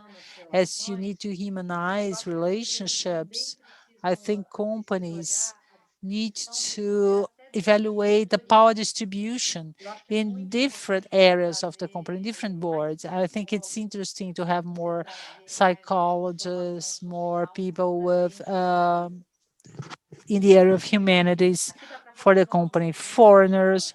We could go on forever here. Do you wish to add to that? Because otherwise I have more points to bring. May I? Well, Livia Paula, she brought a question about the need to have these goals and this desire of evolution being accompanied by evolution. So you need to train the investors, train the companies. And then I will add to a question that Jai asked me. You promote the woman, but how can you allow her to be heard so that opinion really counts? It's not only to tick a box. No, wow, they need to have one woman, two women, let's put them here, but doesn't mean that they will participate, in fact. I think this is so important. How do you make this happen? Who's going to speak? 2 minutes. I can start. Well, that's why this discussion is not only about diversity, it's diversity and inclusion. I don't know if you can understand the subtlety of the expression inclusion. This means to bring the person and include them in your organization. That's why I'm going to go back to the issue of transparency. Transparency will make this effort.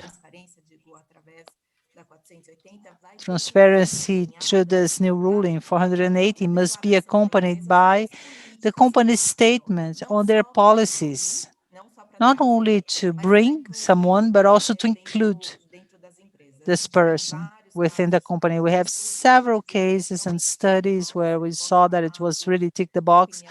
I can talk about my own experience that ticking the box does not solve, because you try 1, 2, 3 cases, is the first to speak and then all the others speaks, and voice up the person, the woman is the last to speak, and they all decide, well, but our opinion is different.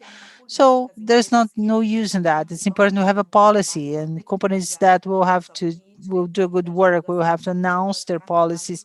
And in this announcement, they must also map out how much this has been effective a long time for companies. To add to that, there are several studies talking about the importance of 30% of representativeness for a minority. We could talk about a group of investors of fixed income, 30 investors of a fixed income and one investor of variable income, or 30 Americans and one Brazilian, and one woman that is isolated. The voice of a minority, in order to promote change, you need a minimum representativeness. So this is an issue that is not, it doesn't mean only to bring the woman, but to have representativeness in the groups where you want to promote the change. Representativeness is important. That's in the studies mentioned this minimum range of 30%. Vanessa, there's another piece of data, and also not only talking about women within companies, but also from the point of view of the women investors, a piece of data that I did not mention before, but is available in B3 website. the new millions of new investors. More than 800,000 are women from these 3 million. The percentage in November was 25.73%. This is a small percentage when we look at the whole, but it has been growing. And among the several points of pressure, the pressure of transparency, the globalized environment, and also from the point of view of investors and service providers, I think that fortunately we have a convergence here. If well harmonized, this can give us great advancements and developments, of course, supported by legislation and regulation. But the prospect is very encouraging in spite of all difficulties. Well, everyone, it's very painful, but I have to close this panel. But I must say, from the panels that I have moderated so far, it was full of information, a very interesting debate. It's not only a circular discussion. So I want to thank Flavia, Andrea, and Lucy for your contribution. I have several questions that will remain unanswered. We could have another panel, but it's a shame we don't have more time. So thanks, FEM, thanks CFA and AMEC for the opportunity. I thank you all that watched us today. Thank you, Vanessa. Thank you, everyone. Thank you. It was an honor. Jair, you have the floor.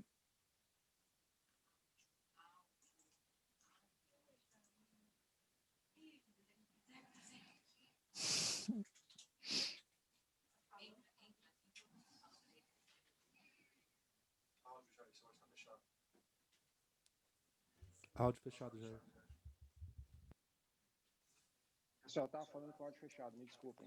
I'm sorry, I was muted. I'm sorry. Vanessa, I want to congratulate you for the moderation, and really you allowed this panel to really raise the bar of this discussion. It's a very fruitful discussion. We could debate this throughout the day, and we could not exhaust all the topics. I just want to